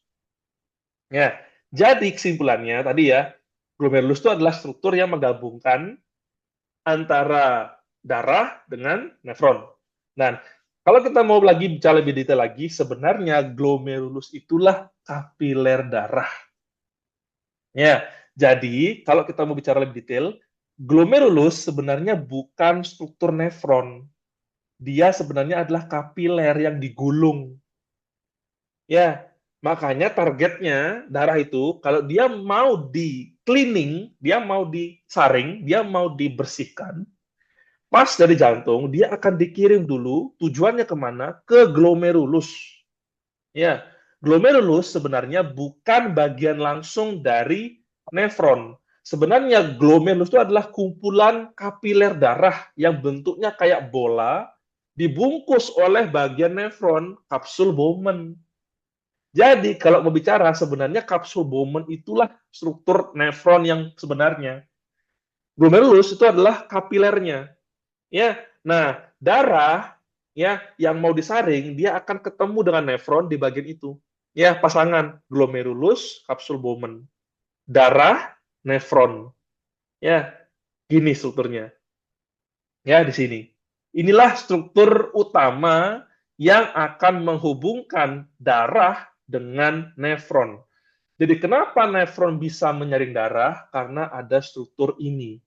Ya, ada pertemuan memangnya antara glomerulus, kapiler darahnya yang bawa darah kotor, dengan kapsul Bowman, bagian nefron yang akan melakukan pembersihannya atau penyaringannya. Seperti ini. Makanya nyebutnya sama ya, pasangan glomerulus plus kapsul Bowman. Glomerulus ini adalah darahnya sebenarnya, pembuluh darahnya, kapilernya. Ya, kasubumenia adalah bagian nefron yang kontak, ya, yang berdekatan, yang membungkus glomerulusnya. Jadi, darah kita dari jantung itu dibawa ke glomerulus untuk dicuci. Nah, setelah lewat glomerulus gimana, Kak? Dicuci kan ya, dicuci, darahnya pindah tuh, ngalir kemana dulu? Nah, ngalir dulu dia akan muter-muter dulu. Ya, kalian lihat ya, pembuluh darahnya ini muter-muter, muter-muter ya di sepanjang nefron. Jadi nggak cuma sekali masuk, dia masuk nih di glomerulus, dia akan muter lagi mengelilingi nefronnya. Makanya di gambar ini katanya ya, nefronnya ini bener-bener kayak diselimutin, kayak dipeluk gitu sama sama sama pembuluh darah. Ya, tuh. Ya ada banyak sekali gunanya. Nah, ini masih arteri ya, masih arteri, masih merah ya. Nah, ini yang terakhir. Ini adalah arteri terakhir. Ya, kapiler peritubuler sama kapiler vasa recta. Nah, dua ini penting. Ini adalah kapiler arteri terakhir soalnya. Ya, logikanya yang dua ini terakhir nanti baru dia pindah jadi vena. Nah, ini vena ya, yang warna biru. Vena ya kan, keluar, keluar, keluar. Nah, pindah ke sini sekarang kita. Seret. Dari sini kan keluar dia. Seret, keluar, keluar, keluar. Nah, darah bersih. Ya, sudah tidak bawa kotoran lagi. Nah, gitu. Itu dadanan ya, jalurnya seperti itu dadanan. Ya. Jadi makanya di sini kita kembali ya ke PPT-nya, ya di sini. Nah di sini kakak kasih kok ininya animasinya. Cuman di sini animasinya nggak bisa di pause. Karena kakak pakai yang itu tadi. Ya di sini ada kok animasinya. Nah ini ya. Nah ini kakak kasih garis bawah nih. Inilah struktur yang bertanggung jawab untuk menghubungkan antara darah dengan nefron ya, glomerulus. Ya, itu adalah kapiler yang akan kontak dengan nefron kita. Makanya nefron itu bisa membersihkan, mencuci darah karena ada koneksi langsung atau ada kontak ya antara glomerulus dengan bagiannya nefron. Apa itu? Dengan kapsul Bowman. Nih ya, ini penting. Nah, ini gambarnya tadi Kak bilangnya. Nah, ini. Ini adalah ininya, apa animasinya. Nah, itu ya. Tuh, lihat alurnya tuh. Aorta masuk, nih ya, masuk, bercabang lagi, masuk sana. Nah, itu ya, seret, masuk arterinya kan. Darahnya masuk lagi, set, masuk lagi. Nah, itu glomerulus. Itu kontak yang utamanya. Tapi ingat ya tuh ya, dia masih berputar tuh darahnya, masih berputar darahnya dulu. Nah, berarti ke vena lagi, keluar ke vena, udah bersih darahnya ya, udah bersih darahnya ini. Darah bersih, keluar, nah keluar gitu kembali ke jantung. Jadi emang kayak sirkuit dia, ya kayak balapan, sirkuit balapan, muter-muter gitu terus, ya sampai kita mati seperti ini jalurnya. Ya, oke. Dan ya, jadi ingat ya struktur kuncinya kenapa bisa darah itu disaring atau dicuci oleh genefron karena ada kontak ya di mana di bagian glomerulus dan kapsul Bowman itu kontaknya. Disitulah proses pembersihan darahnya dimulai dari situ. Ya, oke ya. Nah, sekarang kita bahas. Nah, ini ya. Darah yang telah masuk ke glomerulus akan mengalami proses sebentar ini. Oh, ya, benar, benar. Darah yang telah masuk ke glomerulus akan mengalami proses penyaringan, ya kan? Di mana zat-zat sisa metabolisme yang dibawa oleh darah akan dipindahkan seluruhnya ke nefron. Ya, jadi melalui kontak antara glomerulus dengan kapsul Bowman, zat-zat limbah sampah itu ya, yang ada di darah itu bisa dipindahkan ke nefron. Ya, jadi kuncinya itu adalah di sini. Glomerulus, kapsul Bowman. Ada perpindahan zat sisa. Makanya darah yang keluar dari nefron itu sudah bersih.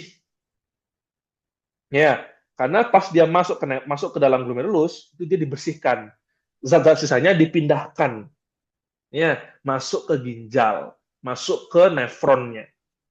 Maka darah yang keluar dari ginjal, vena, sudah tidak mengandung zat sisa lagi. Tuh ya. Nah, terus, nah tadi Kak bilang ya, tadi Kak bilang kan ya, Biranan, ada dua kapiler penting, ya, yang istilahnya terakhir, yaitu kapiler peritubuler sama kapiler vasa recta. Nah, dua ini nanti adalah kapiler lanjutan setelah glomerulus yang akan melaksanakan proses seleksi lanjutan. Ya, ya, sebelum dia bersih. Nah, setelah melewati kapiler yang dua ini, barulah dia akan benar-benar bersih. Jadi, simple gampangnya ya, pas masuk di glomerulus, darah itu dibersihkan, betul.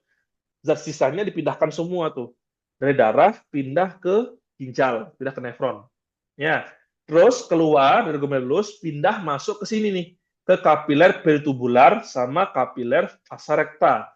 Nah, di dua lokasi itu terjadi lagi ya proses seleksi lanjutan. Ya, yang benar-benar akan memastikan darah ini benar-benar bersih. Ya, makanya posisi dari kapiler peritubular dan juga vasa recta itu sangat berdekatan dengan tubulusnya nefron. Ya, dia berdampingan. Ya, prosesnya itu berdampingan. Nah, nanti setelah melewati kedua kapiler ini masuk ke vena ya, pokoknya begitu dia pindah ke vena itu sudah benar-benar bersih darahnya. Ya, kalau dia masih di arteri itu masih ada proses lagi. Tapi begitu sudah pindah ke vena itu berarti sudah bersih darahnya, sudah siap untuk dibawa kembali ke jantung. Nah, ini ya. Nah, ini. Dengan demikian, setelah darah melewati kapiler peritubular dan vasa recta, bisa dibilang darah itu sudah berada dalam kondisi bersih, sudah siap kembali ke jantung. Jadi kuncinya adalah kalau sudah di vena. Kalau belum di vena, darahnya itu masih akan diproses lagi, masih ada seleksi lagi. Ya. Nah, kapilernya di mana? Kapiler peritubular sama kapiler vasa recta. Dua inilah nanti yang akan melaksanakan seleksi bersama dengan tubulus di nefron ya, tubulus proksimal, tubulus distal, lengkung Henle. Nah, itu. Ya, nanti di belakang kasih gambarnya. Ya, gitu ya. Nah, terus dibalikin tuh sama tadi ya. Ini adalah animasinya. Sama. Ini animasi berikutnya nih. Nah, ini ya. Dia kembali ini ya, kembali ini ya, kapiler pertubular sama peserta. Nah, ini kembali ke vena. Nah, itu ya. Ini sudah darah bersih. Pokoknya begitu dia pindah ke vena, itu sudah berarti darah bersih. Ya, sebelum dia masuk ke vena itu belum darah bersih. Gitu. Karena masih ada apa? Masih ada kapiler peritubular sama kapiler vasa recta yang akan melaksanakan seleksi lanjutan. Dia akan bekerja sama dengan tubulus tubulus di nefron ya, tubulus proximal, lengkung Henle serta tubulus distal. Nanti gimana kerjasamanya gitu ya antara kapiler peritubular, vasa recta gitu ya dengan tubulus proximal, distal dan juga lengkung Henle kita bahas di belakang pas membahas tentang proses pembuatan urin. Jadi kebayang ya.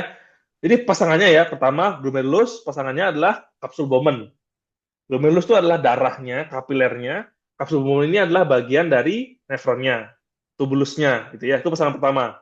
Pasangan kedua adalah kapiler pertubular dan vasa recta, kapiler ya, darah ya, berpasangan ya dengan tubulus ginjal, tubulus nefron yang lain, tubulus proksimal, tubulus distal, cum Henle.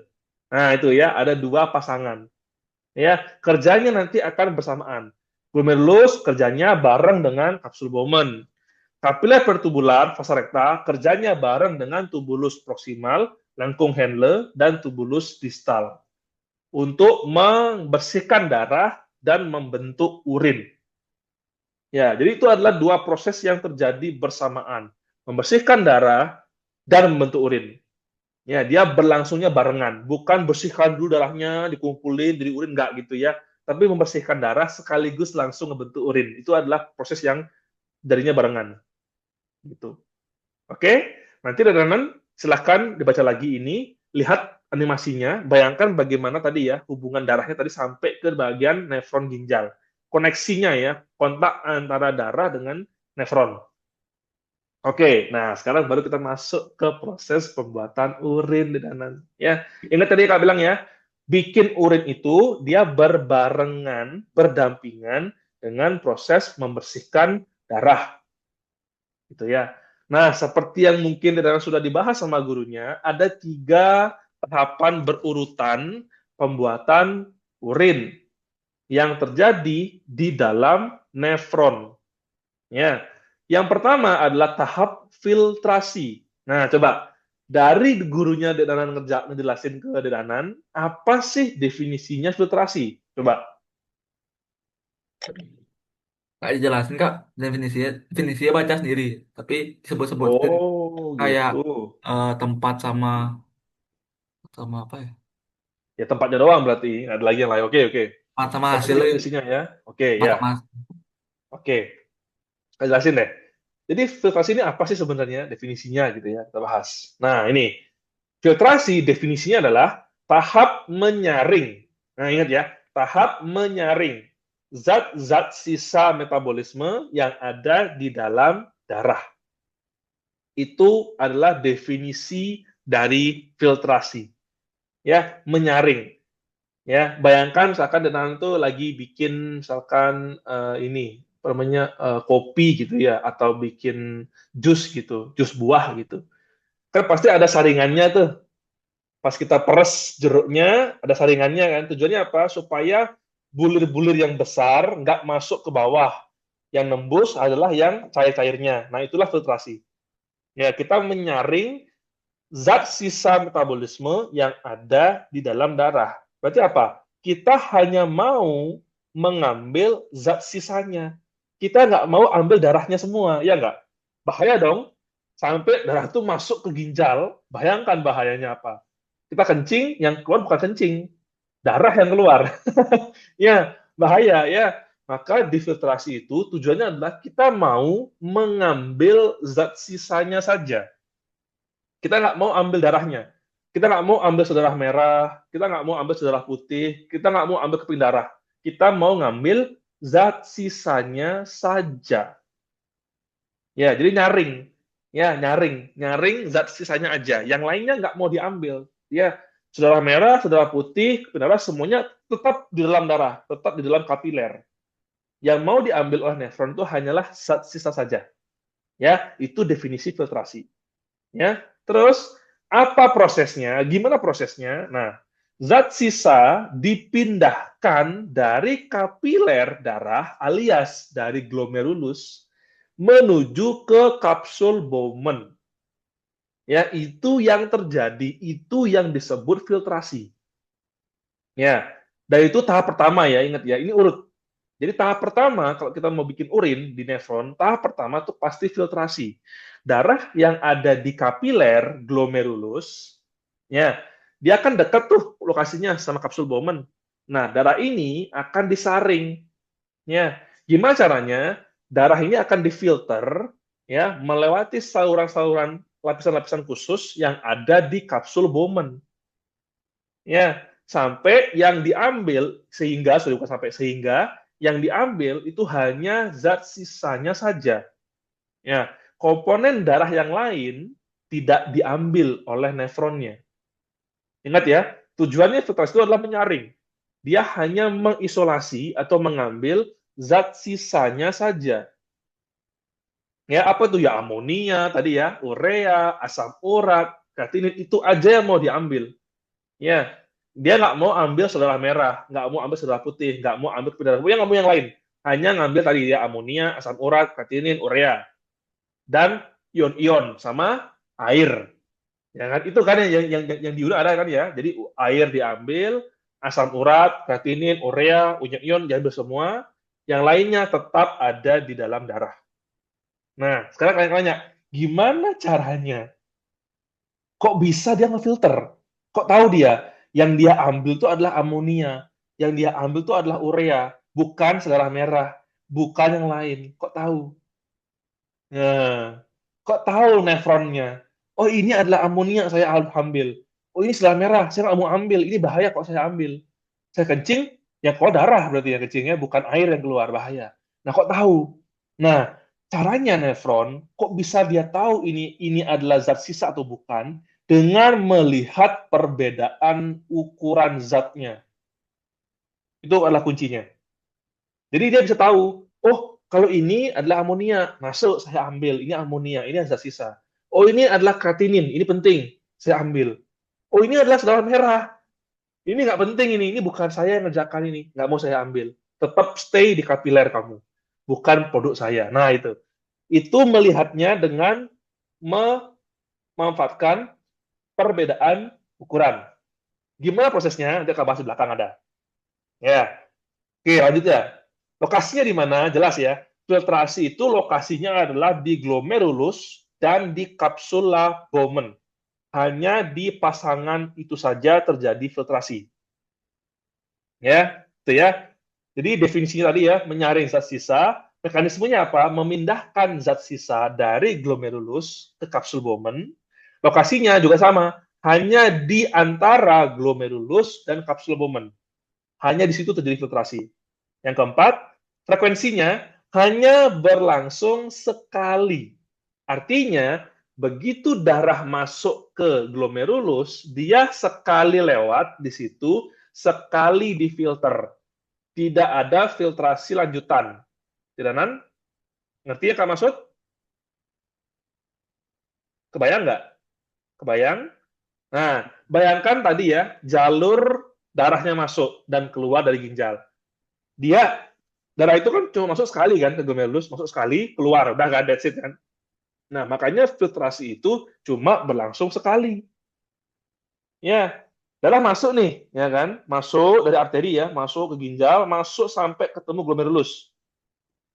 Ya kan? Kontak dengan Bowman kan. Nah, di situ filtrasi terjadi. Ya, disaring darahnya.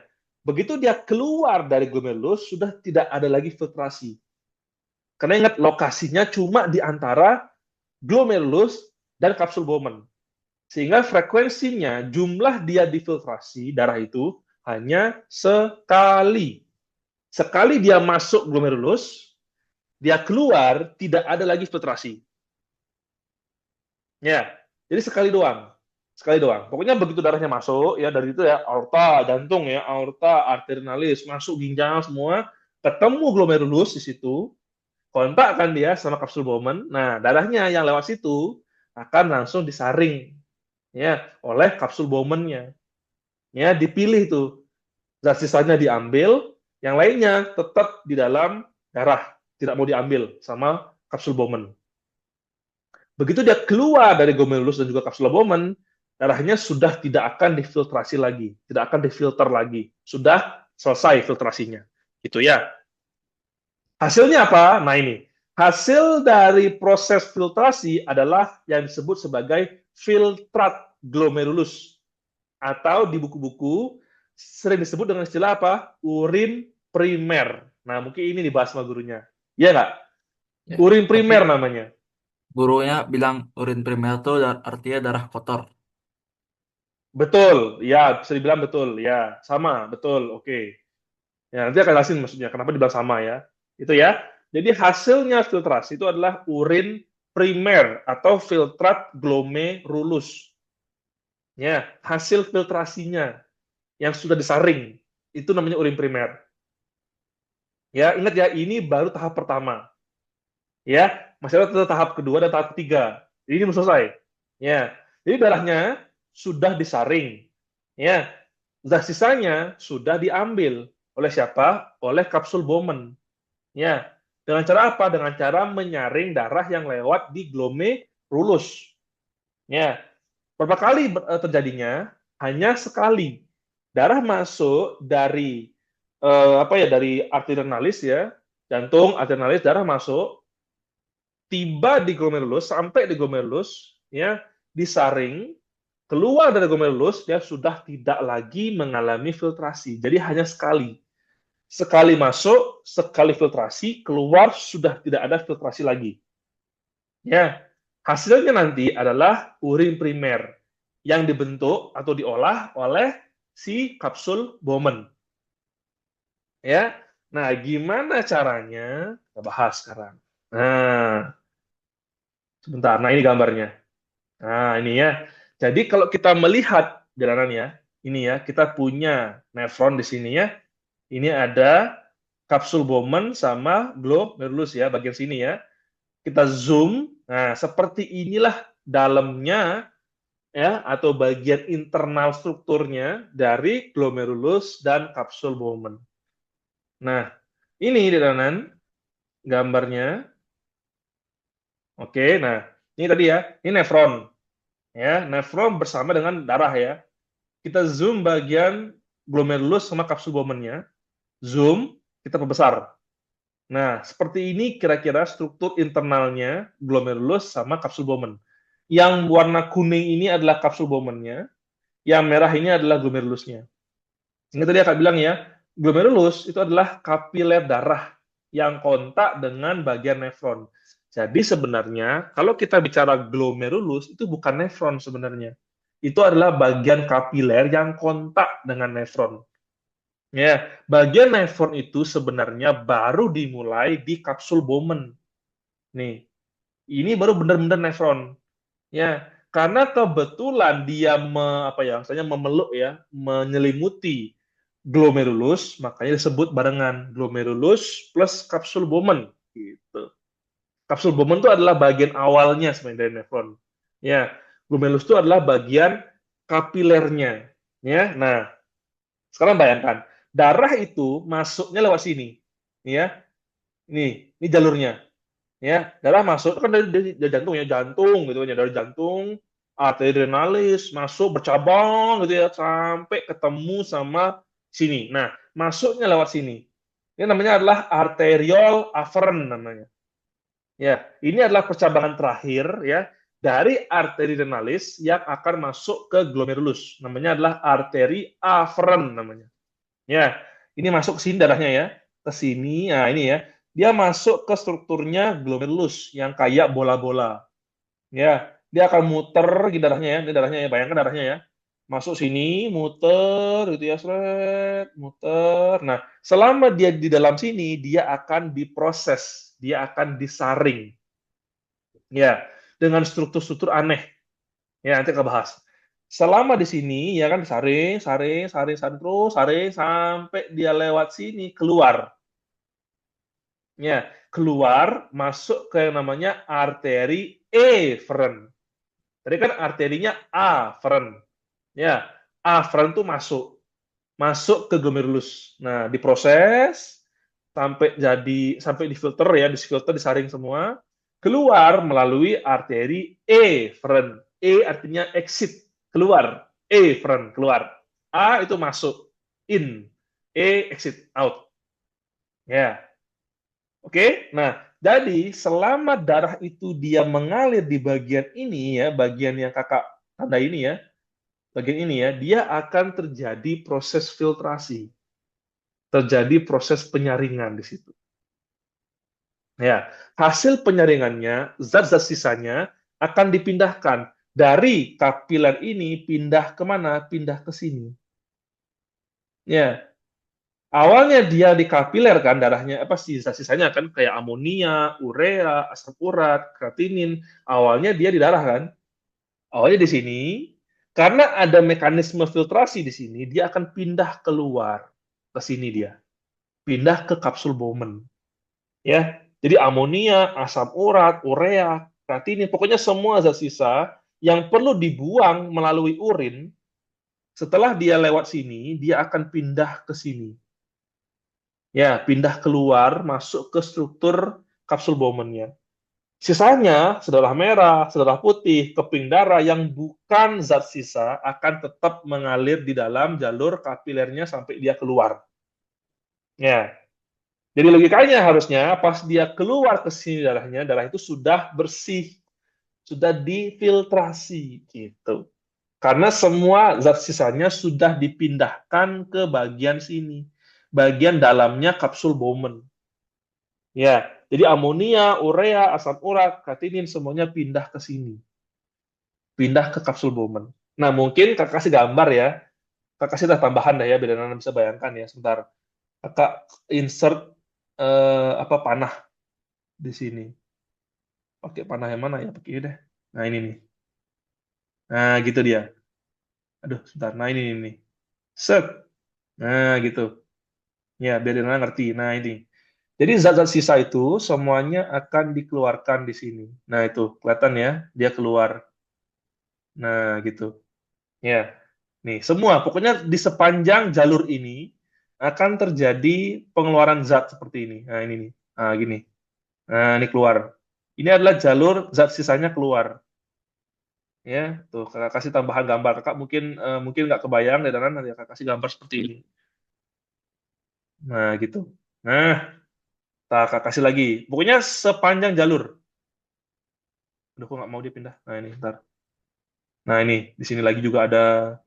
Ya, pokoknya semuanya akan masuk ke dalamnya kapsul Bowman. Ya, kalau dia zat sisa, dia akan masuk ke sini. Nah gitu. Ya, kurang lebih gambarnya seperti itu deh, Nan. Tadi ya kakak grup dulu gambarnya. Salah. Ya inilah ya. Makanya bikin PPT ini lama deh, Nan. Lama. Ya, bikin gambar, nyari gambar tuh lama, susah. Nah, ini. Ya. Jadi, selama darah itu mengalir di dalamnya glomerulus ini, ya, kalau dia zat sisa, dia akan keluar. Ya, keluar, keluar, keluar, keluar. Nah, ini. Yang keluar itu, yang pindah ya, dari glomerulus, pindah ke kapsul Bowman, itu hanya yang zat sisanya saja. Tadi amonia, asam urat, urea, itu aja yang pindah. Ya, yang lainnya akan tetap stay di dalam kapiler darahnya. Tetap dia berada di dalam jalur darahnya ini, jalur kapilernya ini. Sampai dia nanti akan keluar gitu. Yang pindah ke sini yang kakak kasih panah-panah ini adalah yang zat sisa metabolismenya. Gitu. Maka teorinya, logikanya, darah yang sudah melewati jalur ini, jalur glomerulus ini, sudah mengalami filtrasi. Apakah sudah bersih? Belum. Ya, kenapa? Nanti kita bahas di belakang. Kenapa filtrasi ini tidak benar-benar membersihkan 100%? Ya, ada di belakang kita bahas. Oke ya. Jadi intinya tahap pertama bikin urin itu adalah filtrasi. Terjadinya di mana? Di glomerulus capsula Bowman. Ya, apa yang terjadi? Perpindahan zat sisa dari kapiler darah dari glomerulusnya masuk ke dalam ruang kapsul Bowman. Ya, hasilnya adalah urin primer atau filtrat glomerulus. Ya, itu hasilnya. Ya, jadi belum urin sejati ya, baru urin primer. Oke, nah sekarang kita bahas detailnya. Kok bisa? Kok bisa kapsul Bowman itu mindahin zat sisa dari kapiler ke kapsul Bowman? Pakai apa dia? Nah, lihat di sini ya. Di sini ada struktur unik ya yang menyelimuti kapilernya. Namanya adalah podosit. Lihat ini, podosit. Nah, inilah struktur yang bertanggung jawab. Ya, lihat. Kapiler darah yang di sebelah sini dia molus kan, polos. Kapiler tok polos. Ya, ini sama polos, ini polos, ini polos. Nah, begitu masuk glomerulus lihat ini. Penuh ada semacam kayak selimut-selimut ya, putih-putih yang nempel-nempel di sini. Kelihatan ya? Ini nempel-nempel, ini nempel-nempel, nempel-nempel ya putih-putih ini loh. Nah, ini namanya adalah podosit dan ini adalah sel. Ingat, kalau di dalam ketemu istilah sit-sit di belakang ya, sit-sit kayak hepatosit, enterosit, ya, podosit di sini ya, sit itu artinya sel. Ya, jadi struktur yang nempel-nempel di kapilernya ini adalah bagian dari kapsul Bowman yang disebut sebagai podosit. Ini yang bekerja. Ini yang menyaring darah.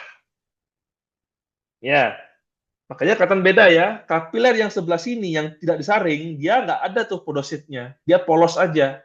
Selang aja tuh polos. Ini juga sama polos kan dia. Nggak ada bagian-bagian putih-putihnya itu. Yang bagian sini full ya, penuh dengan bagian putih-putih ini. Ya. Nah, itulah namanya struktur podosit. Nah, kita bahas sekarang. Gimana podosit bisa bekerja. Nah, lihat. Nah, ini dia. Podosit ya adalah sel epitel khusus yang melapisi dinding kapiler glomerulus. Ya, dia adalah bagiannya kapsul Bowman. Podosit menciptakan lapisan barrier. Ya, dia menciptakan lapisan barrier pada dinding kapiler glomerulus yang disebut pedicel. Gimana kak gambarnya kak ini? Coba lihat ini. Ini kan adalah kapilernya ya. Ini glomerulusnya, ini kapsul Bowman-nya. Nah ini kakak iris. Ya ini kakak potong ya. Kakak potong ini, kakak iris, kakak zoom. Ya ini kecil nih. Potong di zoom. Lihat ini. Nah ini bagian sini ini ya ini ya. Ini adalah yang selang ini adalah selang darahnya, kapilernya. Yang putih-putih ini adalah ininya, kakinya podosit. Ya, bariernya. Namanya adalah pedicel. Ini pedicel. Ya, ini podositnya, ini selnya. Kakinya ini adalah pedicelnya. Kayak kaki dia, menjulur gitu ya. Jadi ini selnya, podositnya, ini adalah kaki-kakinya. Menyelimuti gitu ya, membungkus kapilernya. Nah, ini kita potong lagi, kita zoom lagi, lihat ini. Ya, ini ya. Kayak ada barrier. Tahu barrier nggak? Kayak selimut. Kayak lapisan-lapisan. Kayak wafer. Kayak sandwich. Ya. Nah, ini adalah darahnya, ini kapilernya lagi nih. Ada lubang di sini kan, lubang halus, lubang halus. Ini adalah membran, ini adalah podositnya. Ini adalah pedicelnya. Nah, lihat ini. Tuh. Ya. Dengan dia bikin barrier 3 lapis seperti ini, inilah yang menyaring. Ini yang menyaring darahnya. Nah, kok bisa? Tadi Kak bilang kan ya, penyaringan darah ya itu memanfaatkan perbedaan ukuran. Ya. Nah, sekarang lihat. Di sini ada celah kan? Celah-celah kecil kan? Nah, celah ini dirancang sedemikian rupa sehingga hanya zat yang ukurannya kecil yang bisa tembus. Ya, kalau zatnya besar ukurannya, nggak bisa tembus. Sama kayak dengan nyaring kopi. Misalkan nih, Dana punya kopi. Ya, kopi ada ampasnya kan? ya kan? Disaring nih, diseduh kopinya. Nah, supaya ampasnya ini nggak ikut ke bawah, nggak masuk ke cangkir kopinya. Saya nggak punya kopi ya, cangkir nih ya, cangkir nih. Ya, nih, tarik taruh sini. Saringan, ya, kopi, taruh, ya kan? Supaya kopinya, ampas kopi ini nggak masuk ke dalam cangkir, ada saringannya kan di sini. Ya, hanya kopi yang ukurannya kecil yang bisa nembus masuk ke dalam cangkirnya. Yang gede-gede ketahan, ya, ketahan di filternya ini. Sama prinsipnya kayak gitu. Ya, jadi zat-zat sisa metabolisme kayak amonia, asam urat, urea, kreatinin, mereka semua ini adalah zat-zat kecil. Kecil sekali ukurannya. Makanya mereka bisa tembus. Ya, mereka bisa pindah dari darah pindah ke dalam kapsul Bowman. Kalau sel darah merah, sel darah putih, keping darah, mereka sel, bukan zat. Zat itu kecil, sel besar, bos. Maka sel nggak bisa menembus celah-celah kecil ini. Selnya tetap di dalam kapiler, tidak berpindah ke dalam nefron. Nah, gitu prinsipnya, Danan. Makanya dibilang dia filtrasi, menyaring yang ukurannya kecil, lolos lewat saringannya. Yang ukurannya besar, tertahan tetap di dalam kapiler. Itu prinsipnya. Ya, siapa yang bikin saringannya? Podosit ini. Ya, sel khusus ini yang bikin. Ya, dia ngebentuk barrier ya berupa kaki, kaki yang menjulur. Nah, kaki yang menjulur ini namanya adalah pedicel. Nih ya. Nih ya, food processes namanya. Penjuluran kaki atau pedicel nama latinnya. Ya, dia ngebungkus ya, menyelimuti, memeluk kapilernya. Jadi kalau dilewatin, kalau ada darah kotor yang mengalir di kapiler ini, teorinya adalah karena ada barrier podosit dan juga pedicel di situ, ya bentuk celah-celah kecil seperti ini, celah kecil ini akan bisa atau hanya bisa dilalui oleh zat-zat yang ukurannya kecil. Kebetulan zat-zat sisa metabolisme itu kecil-kecil semua ukurannya. Maka dia pasti bisa lolos, bisa dia masuk ke celah ini, dia bisa pindah keluar dari kapilernya. Ya, keluar dari kapilernya, pindah ke dalam ke dalam kapsul Bowman. Yang besar-besar strukturnya kayak sel darah merah, sel darah putih, keping darah, ya dia sel itu bukan zat.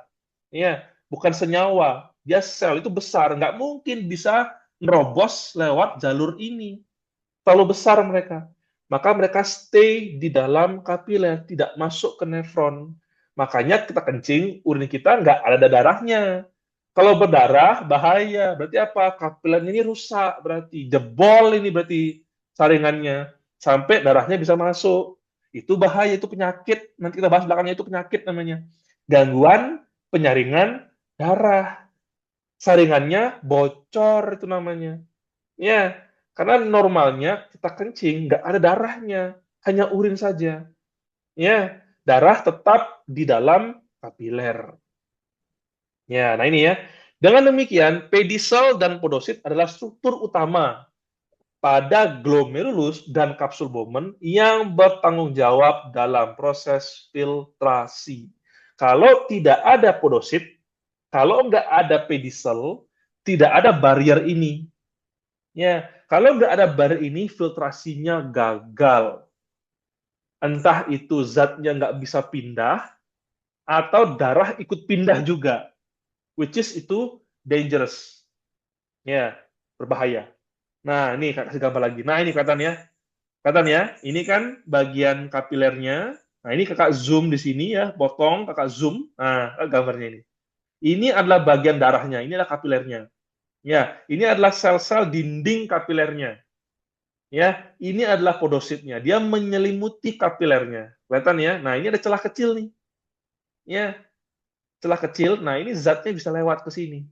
Tembus menjadilah namanya filtrat glomerulus atau urin primer. Kalau ukurannya kecil, dia akan tembus lewat sini, celah-celah ini.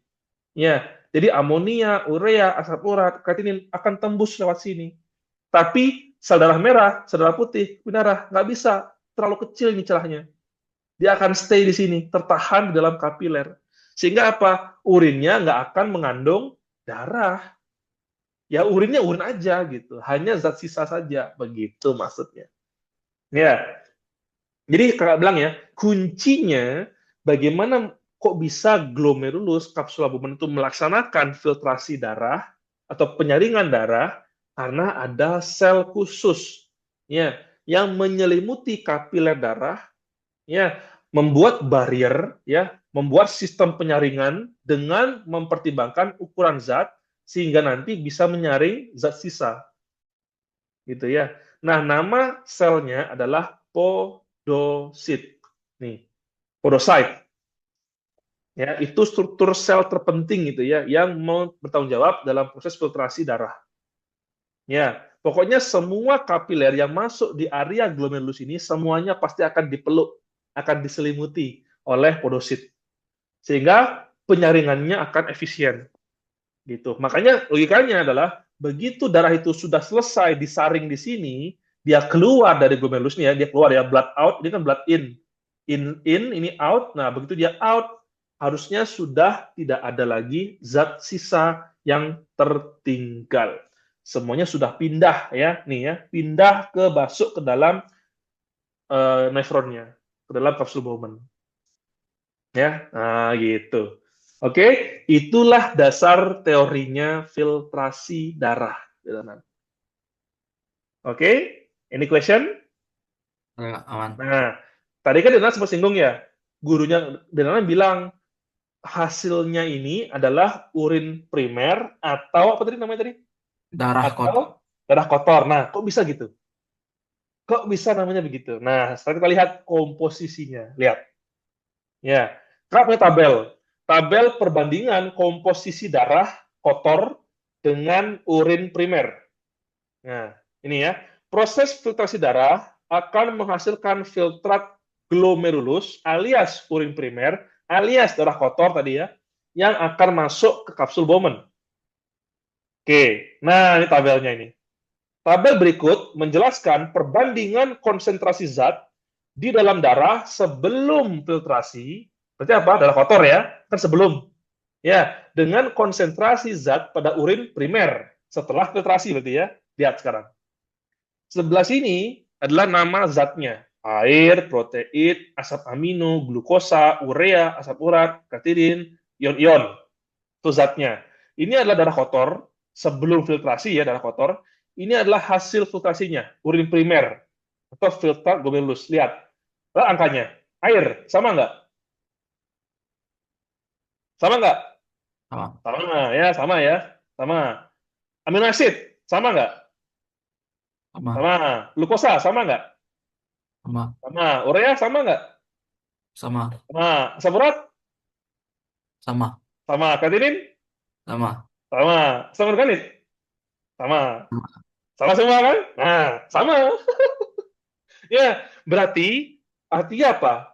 Kok bisa darah kotor sama dengan ini, urin primer? Berarti apa? Berarti semua hal-hal yang kotor yang ada di darah itu pindah semua ke dalam nefron.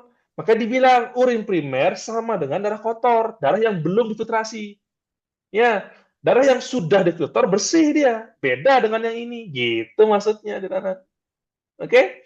Jadi kenapa gurunya bilang filtratnya glomerulus atau urin primer itu sama dengan darah kotor? Jelas ya, karena komposisinya darah kotor yang belum difilter sama dengan urin primer. Berarti apa? Semua senyawa-senyawa kotor itu akan dipindahkan masuk ke dalam glomerulus, masuk ke dalam kapsula Bowman, ngebentuk urin primer. Ya, nah ini itu. Yang beda cuma di sini. Ya, yang beda cuma satu poin, protein. Ya, yang lainnya sama semua. Lihat. Nah, ini ya. Ya, air sama, asam amino sama, glukosa sama, ini sama semua. Yang beda cuma protein. Kenapa?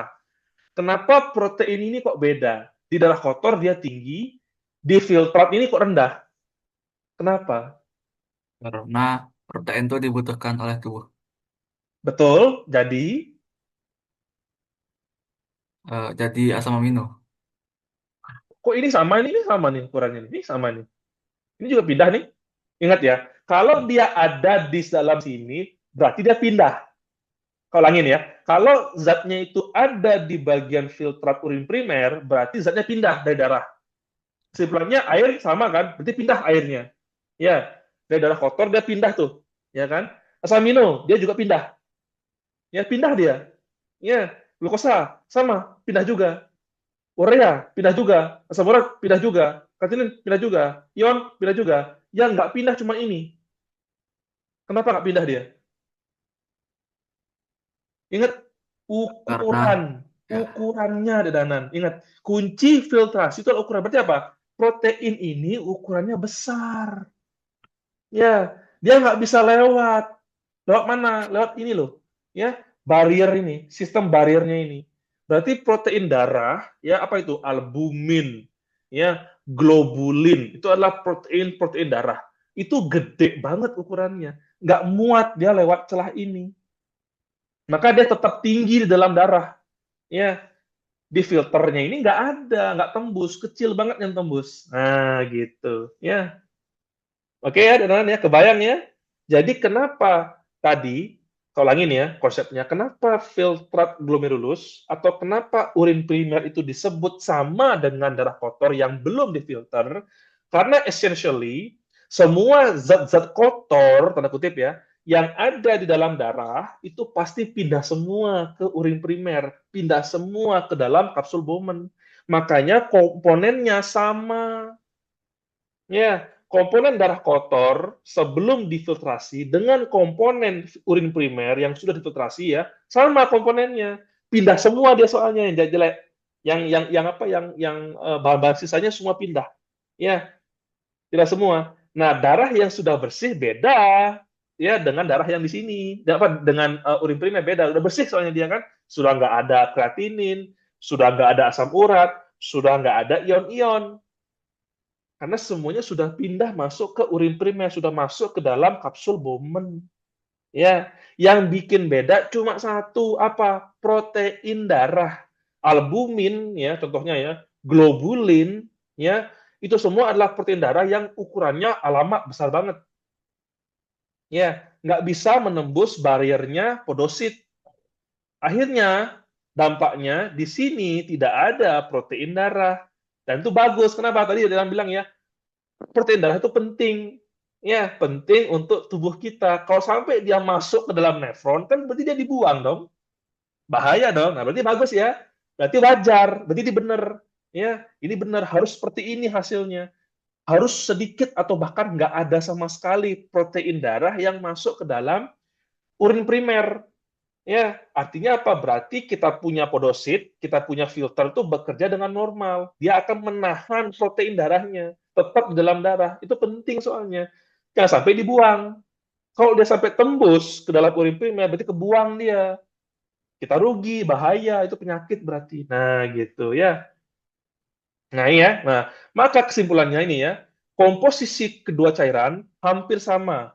Bedanya cuma di proteinnya ini ya, Kak kasih tanda merah ini ya. Ini aja perbedaannya. Kenapa beda? Tadi ya ukurannya. Nah, ini ya. Kesimpulannya, semua zat berukuran kecil akan tersaring, akan berpindah dari darah menuju ke kapsul Bowman menjadi urin primer. Kecuali protein darah dan sel darah.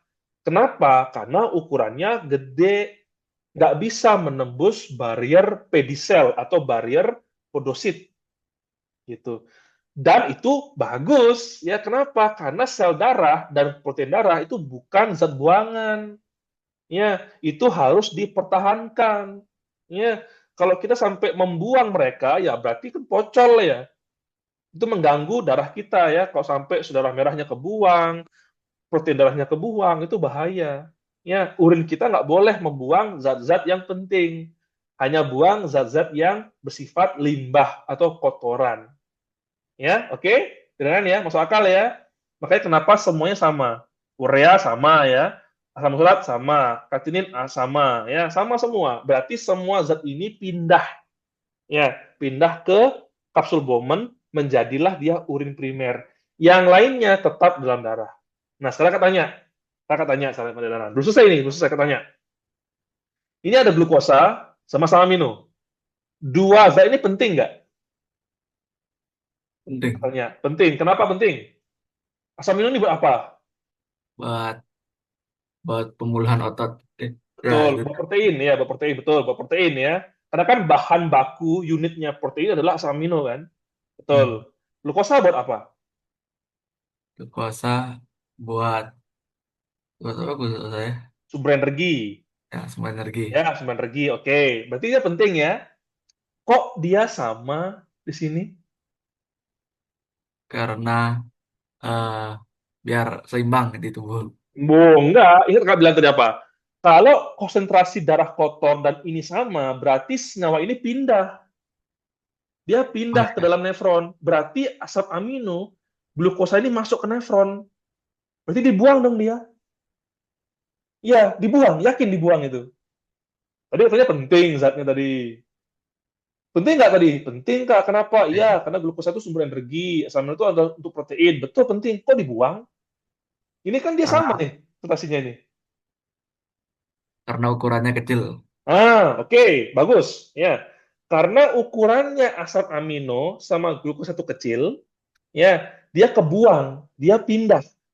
Ya, dari darah dia pindah masuk ke urin primer. Tapi apakah dia benar-benar dibuang? Yakin dia dibuang. Oke, ukurannya kecil, dia tembus nih masuk ke dalam kapiler, apa? Masuk ke dalam apa namanya bariernya podosit, tembus dia. Karena kecil ukurannya ya. Tapi ini bukan zat buangan. Ini bukan limbah, ini zat penting. Lantas, apakah dibuang begitu saja? eh Ayo, kembali sekarang ya, kembali sekarang. Kembali ke depan. Lihat komposisi urin. Ada nggak di sini nyebutin glukosa sama asam amino? eh Cari, cari. Komposisi urin, ada nggak nyebut glukosa sama asam amino di sini? Nggak enggak. ada. Berarti nggak dibuang ya? Nah, kok bisa? Kok bisa asam amino sama glukosa yang sudah pindah nih. Kan kecil ukurannya dia ya, tembus dia lewat celahnya podosit, pindah dia ke albumen, dia menjadi urin primer kan, kotoran dia nyampur sama kotoran tuh. Kok bisa dia nggak ada di urinnya, yang dibuang? Kok bisa? Kok bisa? Kok hilang dia? Nah, ayo coba lihat KKP PPT. Ada nggak dilebutin sini asam urat? Apa maksudnya asam urat lagi? Apa namanya? Asam amino sama ini, sama glukosa nggak ada kan? Nah, kok bisa? Kok bisa hilang tuh dari urin primer? Padahal komposisinya sama tuh. Coba lihat tadi ke depan ya, ke depan nih. Kita kembali ke ini ya, bagian tadi ya, ke bagiannya filtrasi ya. Sebentar, agak panjang. Nah, terus. Nah, ini ya. Oke. Nah, kok bisa? Padahal dia tembus nih, ya kan? Kita cek nih konsentrasinya darah kotor bandingkan dengan konsentrasinya urin primer, ada tuh glukosa di urin primernya. Ya, sama tuh kadarnya. Artinya apa? Semua asam amino, hampir semua asam amino dan hampir semua glukosa itu pindah, tembus dia. Dia masuk ke urin primer. Kenapa? Sama nih. Tuh, sama kadarnya. Berarti di darah bersih nggak ada asam amino dong berarti. Karena semuanya pindah ke darah kotor. Sorry, pindah ke mana? Urin primer. Masuk dia ke dalam nefron. Masuk dalam glomerulus dia. Nah, tapi di urin akhir yang kita cek di belakang ya, komposisi urin, nggak ada asam amino, nggak ada glukosa. Kok bisa? eh, Nah, karena nah nggak ya. tahu. Nah, kita bahas sekarang. Nah, banyak dari zat-zat ukuran kecil ini adalah zat esensial yang masih diperlukan tubuh. Asam amino, glukosa, air. Air juga, masa semua dibuang nih? Gila aja air semua dibuang, ya kan? Boros banget. Air juga penting, bos. Nah, berarti apa? Berarti zat-zat ini perlu diambil kan? Dia perlu diambil lagi. Oke, dia tembus nih ke filter nggak sengaja dia, karena dia kecil ukurannya, air kecil ukurannya, glukosa kecil ukurannya, asam amino kecil ukurannya. Dia tembus tuh dari filternya podosit, tembus dia. Tapi bukan berarti dia adalah zat yang dibuang, dia zat penting. Maka zat ini, meskipun dia kecampur dengan kotoran, dengan urin primer, dia harus diambil lagi. Nah, kayak cara ngambilnya, tahap kedua, reabsorpsi. Ya, jadi tahap kedua reabsorpsi adalah mengambil kembali zat-zat penting yang kecampur nggak sengaja di urin primer. Itu reabsorpsi, Dedanan. Oke? Ngerti? Ya, ya, kebayang ya? Makanya kenapa tahap kedua setelah filtrasi adalah reabsorpsi. Ya, zat-zat penting yang tadi nggak sengaja ketembus nih, kelewat dia, ya. Padahal dia bukan zat, bukan apa, bukan limbah, dia bukan zat buangan, tapi dia ketembusan. Kenapa? Ukurnya kecil. Ya, ingat podosit nggak bisa tahu ini glukosa bukan, nggak tahu dia. Apakah ini asam amino nggak tahu dia. Pokoknya kalau kecil lu Ra- lolos. Ya kenapa? Oh ya,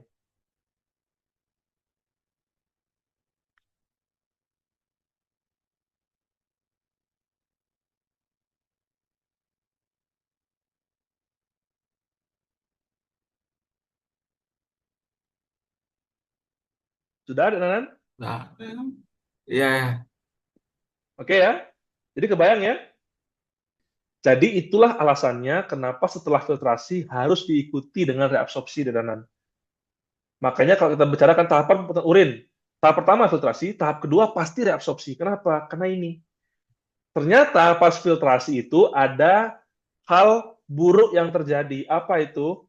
Zat-zat penting kayak glukosa, asam amino, air gitu ya. Air kan penting ya. Nggak semua dibuang di urin kan. Kalau air semua dibuang di urin, gila aja. Ya, kita minum, kebuang semua tuh di urin. Bayangkan, kita minum air nih misalkan ya, berapa liter gitu ya, kebuang semua, bahaya kan? Kita akan dehidrasi. Maka air ini nggak boleh semua dibuang. Nah, masalahnya, sel-sel podosit ini, dia nggak tahu ini air bukan. Ini glukosa bukan, dia nggak tahu. Ya, pokoknya lu kecil ukurannya, lu masuk. Lu gede, lu ketahan. Nah, itu aja. Dia hanya menyaring dengan melihat ukuran doang. Bukan melihat penting tidaknya zatnya.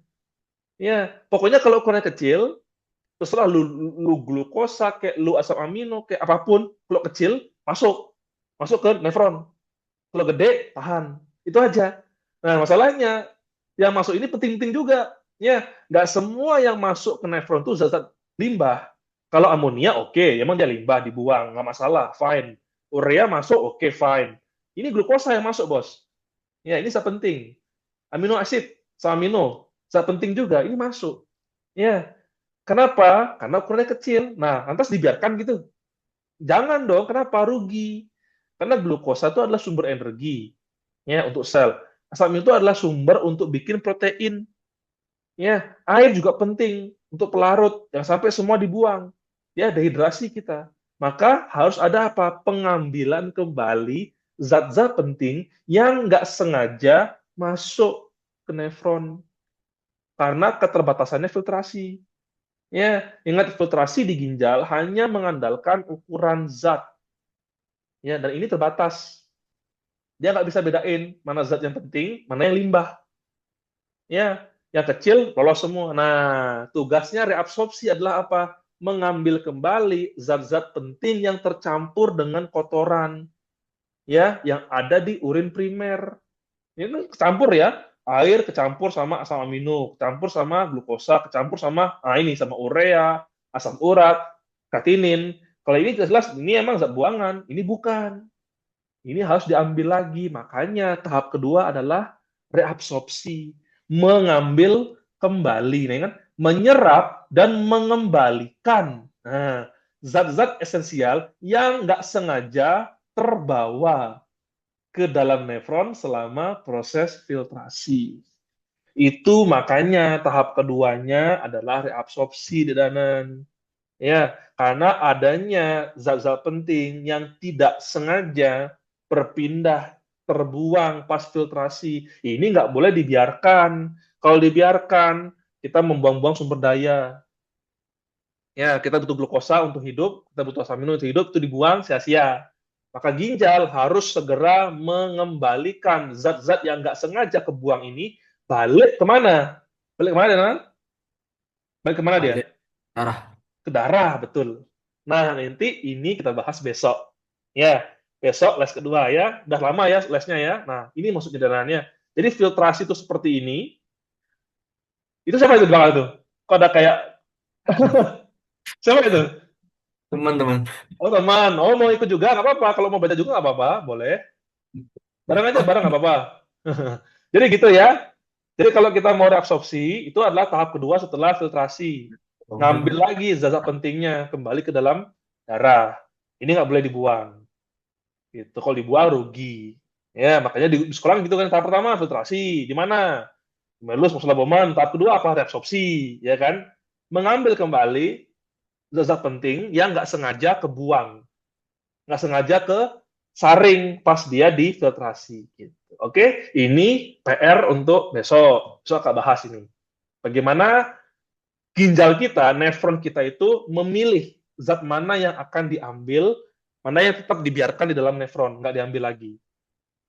Ya, nanti hasil akhirnya apa? Urin sekunder. Itu hasil akhirnya reabsorpsi. Gitu. Setelah mengambil semua zat penting yang nggak sengaja hilang pas filtrasi. Gitu. Oke? Dan Anan, ada lagi yang mau tanyakan mungkin? Nggak ada Kak. Jelas ya? Oke ya, yakin ya? Kalau udah jelas, Kak tutup untuk les hari ini. Besok kita lanjutkan lagi ya lesnya ya.